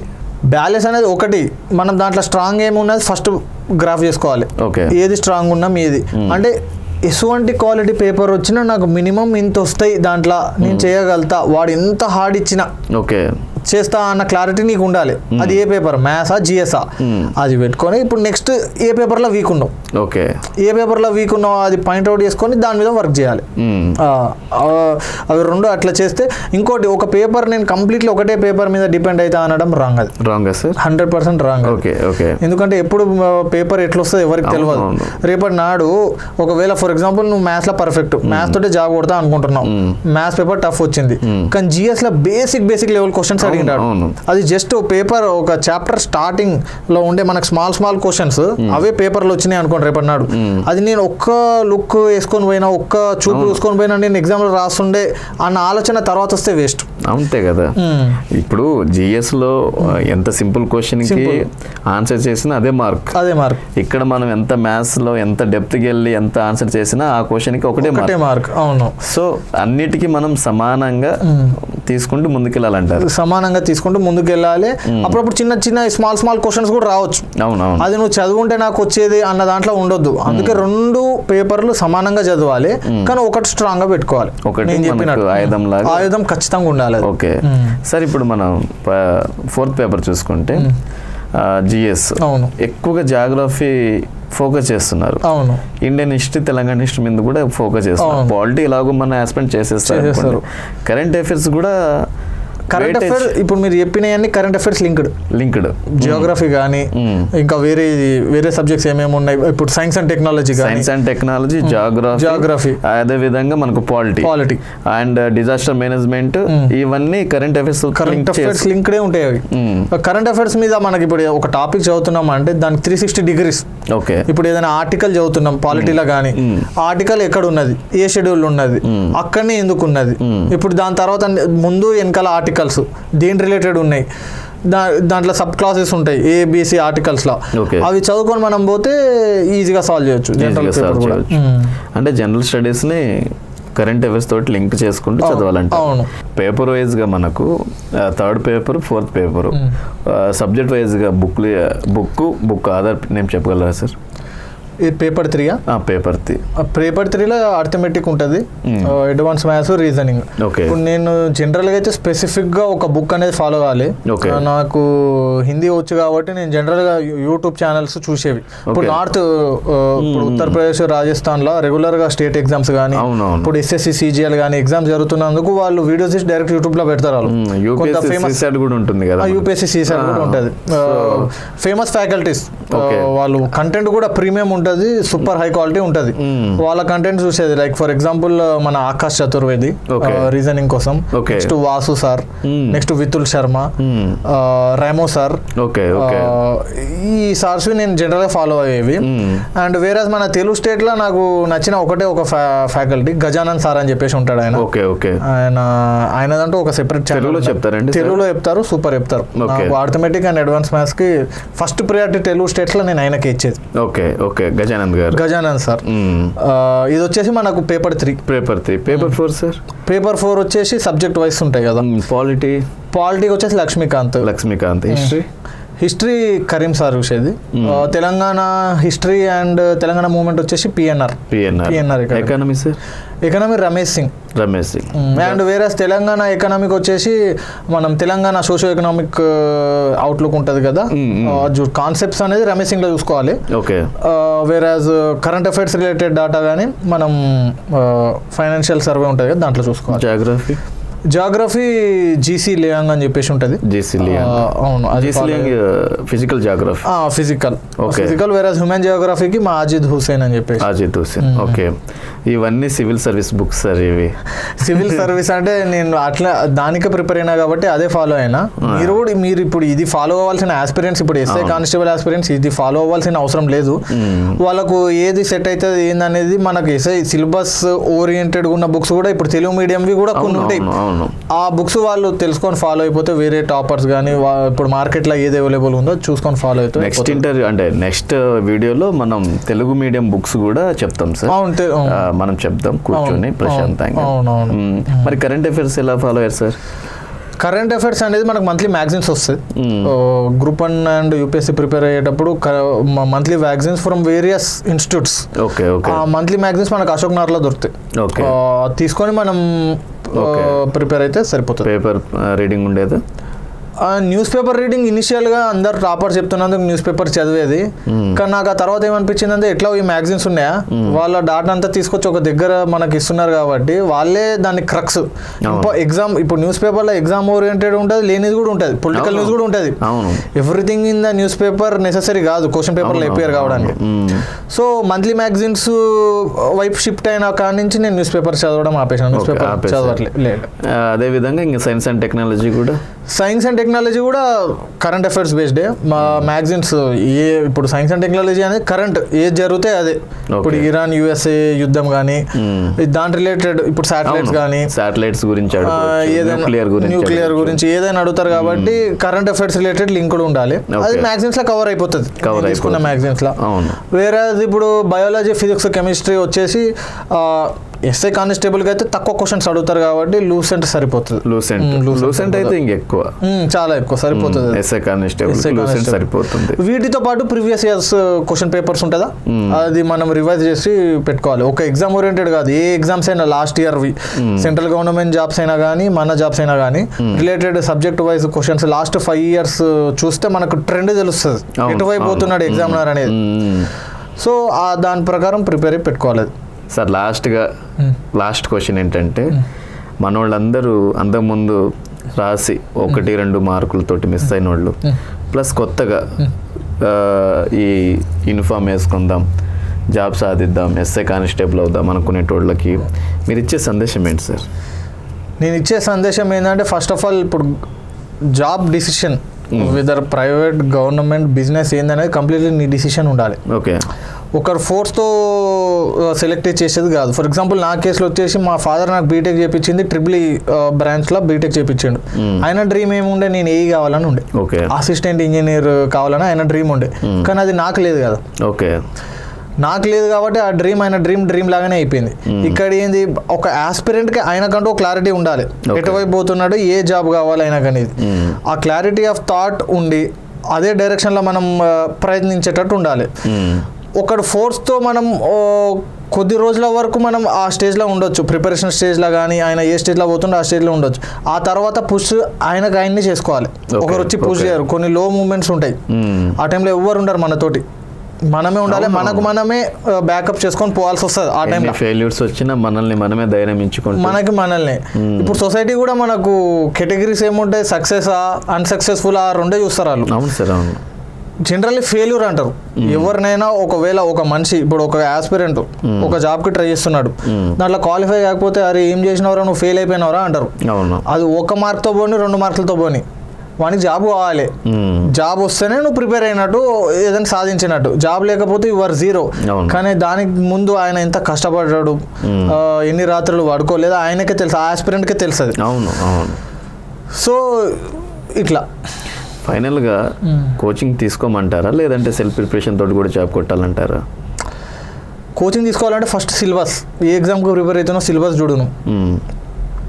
సిలబస్ చూసి దాని లిస్ట్, ఇప్పుడు బుక్ లిస్ట్ ఉంటుంది దానికి, ఓకే, ఆ బుక్ లిస్ట్ తీసుకొని ఒక గ్లాన్స్ రఫ్గా చూసుకో ఒకసారి ఏమున్నది ఏందనేది. దాంట్లో నువ్వు ఒకవేళ చదువుకుంటూ పోతే ఎక్కడి వరకు అండర్స్టాండ్ చేయగలుగుతావు అనేది నీకు అర్థం అయిపోతుంది. ఇప్పుడు కొన్ని సబ్జెక్ట్స్ నీకు ఇంట్రెస్టింగ్ కూడా ఉంటాయి ఆల్రెడీ, ఎకనామీ కానీ, హిస్టరీ కానీ, జియోగ్రఫీ కానీ. కొందరికి అసలు ఇష్టం లేని సబ్జెక్ట్ సైన్స్ అండ్ టెక్నాలజీ, ఇప్పుడు బయాలజీ, ఫిజిక్స్ ఇట్లా ఉంటుంది. సో ఇప్పుడు ఎట్లయిపోయిందంటే నీకు ఇష్టం వచ్చింది నువ్వు చదువుకోగలుగుతున్నావు, నీకు అర్థం అవుతుంది అన్న కాడ నువ్వు చదువుకో. అర్థం లేని ఇప్పుడు సబ్జెక్ట్ స్పెసిఫిక్ కూడా కోర్సెస్ ఉన్నాయి, ఆన్లైన్లో కానీ ఆఫ్లైన్లో కానీ. అది తీసుకుంటే ఫస్ట్ ఆఫ్ ఆల్ నీకు ఒక కోచింగ్ అంటే నీకు వచ్చింది చెప్తాడు, రాంది చెప్తాడు. 1 year తీసుకుంటాడు, 6 to 9 months తీసుకుంటాడు. ఆ 6 to 9 monthsలో నువ్వు కొన్ని వచ్చిన దానికి కూడా టైం ఇస్తున్నావు, నీ టైం వేస్ట్ అయిపోతుంది అక్కడ. నేనేమంటున్నా అంటే వచ్చినవి నేను సెల్ఫ్ ప్రిపేర్గా. ఇప్పుడు మ్యాథ్స్ కొందరికి ఇష్టం ఉంటుంది, వాడికి కోచింగ్ లేకుండా కూడా వాడు చదువుకోగలుగుతాడు, వానికి ఇంట్రెస్ట్ అది. మ్యాథ్స్ కోచింగ్ ఎందుకు తీసుకుంటున్నావు మరి, వేస్ట్ ఆఫ్ టైం. సో నీకు ఏదొచ్చి ఏది రాదు ఫస్ట్ సెగ్రిగేట్ చేసుకో, రాని దానికి కోచింగ్ తీసుకో, వచ్చిన దానికి సెల్ఫ్ ప్రిపేర్గా. తక్కువ టైంలో ఎక్కువ రిజల్ట్ వచ్చేటట్టు చూసుకోవాలి. ఓకే. సో అవసరం ఉన్న చోట కోచింగ్ తీసుకో, అంతే. అవసరం లేదనుకుంటే వదిలేసి, అవసరం లేదు, అంతే. ఇప్పుడు కోచింగ్ లేకుండా కూడా యూపీఎస్సీ లెవెల్లో కూడా ఫస్ట్ అటెంప్ట్లోనే కొట్టిన వాళ్ళు కూడా ఉన్నారు, మనం చూస్తున్నాం live. Coaching is not mandatory, అట్లా అని చెప్పేసి మనం కోచింగ్ తీసుకోకుండా కూడా ఉండలేం. నీకు ఏది కావాలి, కోచింగ్ పోతే మనకు ఫస్ట్ ఫ్రెండ్స్ పరిచయం అవుతారు. ఓకే, అది మంచిది, కాంపిటీషన్ తెలుస్తుంది కదా. ఒక రూమ్ లో ఉండి నేనే కింగ్, నేనే చదువుతా, నేనే టాపర్ అన్న ఫీలింగ్ ఉంటావు. బయటికి వచ్చి చూస్తేనే కదా తెలిసేది ఎవరెవరు ఉన్నారు, వాళ్ళ మైండ్ సెట్ ఏంది, వాళ్ళు ఎప్పటి నుంచి ప్రిపేర్ అవుతున్నారు. ఒక్కొక్కరికి ఒక స్టోరీ ఉంటుంది, నాకు ఒక స్టోరీ ఉన్నది, వేరే వాళ్ళకి ఒక స్టోరీ ఉంటుంది, వాళ్ళ ఫెయిల్యూర్స్ కూడా ఉంటుంది దాంట్లో. దాని నుంచి మనం నేర్చుకోవచ్చు, అదొక ప్లస్ పాయింట్ ఉంటుంది. వాళ్ళు చెప్తుంటారు లాస్ట్ టైం కూడా నేను రాసిన ఈ ప్రాబ్లం వల్ల నేను రాలేకపోయినా, ఈ డ్రాప్ బ్యాక్ ఉండే, ఈ బాటిల్ నెక్ ఉండే, అది రెక్టిఫై చేసుకోవచ్చు. అట్లా ఉంటుంది, ఇట్లుంటుంది. ఓకే. ఫైనల్గా మీ సక్సెస్ మంత్రం అంటే ఏమంటారు సార్? సక్సెస్ మంత్రం ఏం లేదు, ఒక గోల్ పెట్టుకున్నా దానికోసం ఫైట్ చేసిన అంతే, అదే నా సక్సెస్ మంత్రం. అంటే డూ ఆర్ డై వెళ్ళిపోయారు. డూ ఆర్ డై అంతే. ఒక టార్గెట్ పెట్టుకున్నా కాబట్టి అచీవ్ చేయగలిగిన. టార్గెట్ లేకుండా ప్రిపేర్ అయ్యాం గవర్నమెంట్ జాబ్కు, ఇది కాకపోతే ఇంకోటి అన్న ఫీలింగ్లో ఉంటే ఇట్లా కాకపోతుండే నేను. ఒక్క క్వశ్చన్ ఇంకోటి లాస్ట్ ఏంటంటే, ఇప్పుడు సినిమాల్లో మనం చూస్తుంటాం ఎస్ఐ అనగానే ఆ హుందాతనము, ఆ స్టైల్ అదంతా ఉంటుంది కదా, రియల్ లైఫ్లో ఉందా? రియల్ లైఫ్లో మనం యూనిఫామ్ వేసుకున్నాక ఆటోమేటిక్గా ఫీలింగ్ వచ్చేస్తుంది లోపల, ఉందా అనేది మీరు ఏమేమి చెప్పిండ్రో అది. కాకపోతే సర్వీస్లో చూపించాలి, service to people. Thank you sir. Me interview నిజంగా చెప్తున్నాను, మన యాస్పిరెంట్స్కి ఒక వజ్రాయుధం. ఫస్ట్లో చెప్పాను ఇదే మాట, మళ్ళీ చెప్తున్నాను, ఎంతో మందికి ఒక గైడ్ అవుతుందేమో ఈ ఇంటర్వ్యూ అనుకుంటున్నాను. సార్ ఇంటర్వ్యూకి రండి సార్ అన్నప్పుడు స్టూడెంట్కి నా వంతుగా నేను సాయం చేస్తానని చెప్పి ఈ టైంలో డ్యూటీ అయిపోయింది, ఇప్పుడే డ్యూటీ అయిపోయి ఇక్కడికి వచ్చి నైట్ 1 కూర్చున్నందుకు నిజంగా sir thank you so much sir. Thank you, నాకు కూడా అవకాశం ఇచ్చి నాకున్న ఇన్ఫర్మేషన్, నా దగ్గర ఉన్న నేను ఫేస్ చేసిన స్ట్రగల్స్ ఈ ఆస్పిరెంట్స్కి తెలిసేటట్టు చేయడం, దానికి కూడా అవకాశం ఇచ్చినాను. Thank you sir.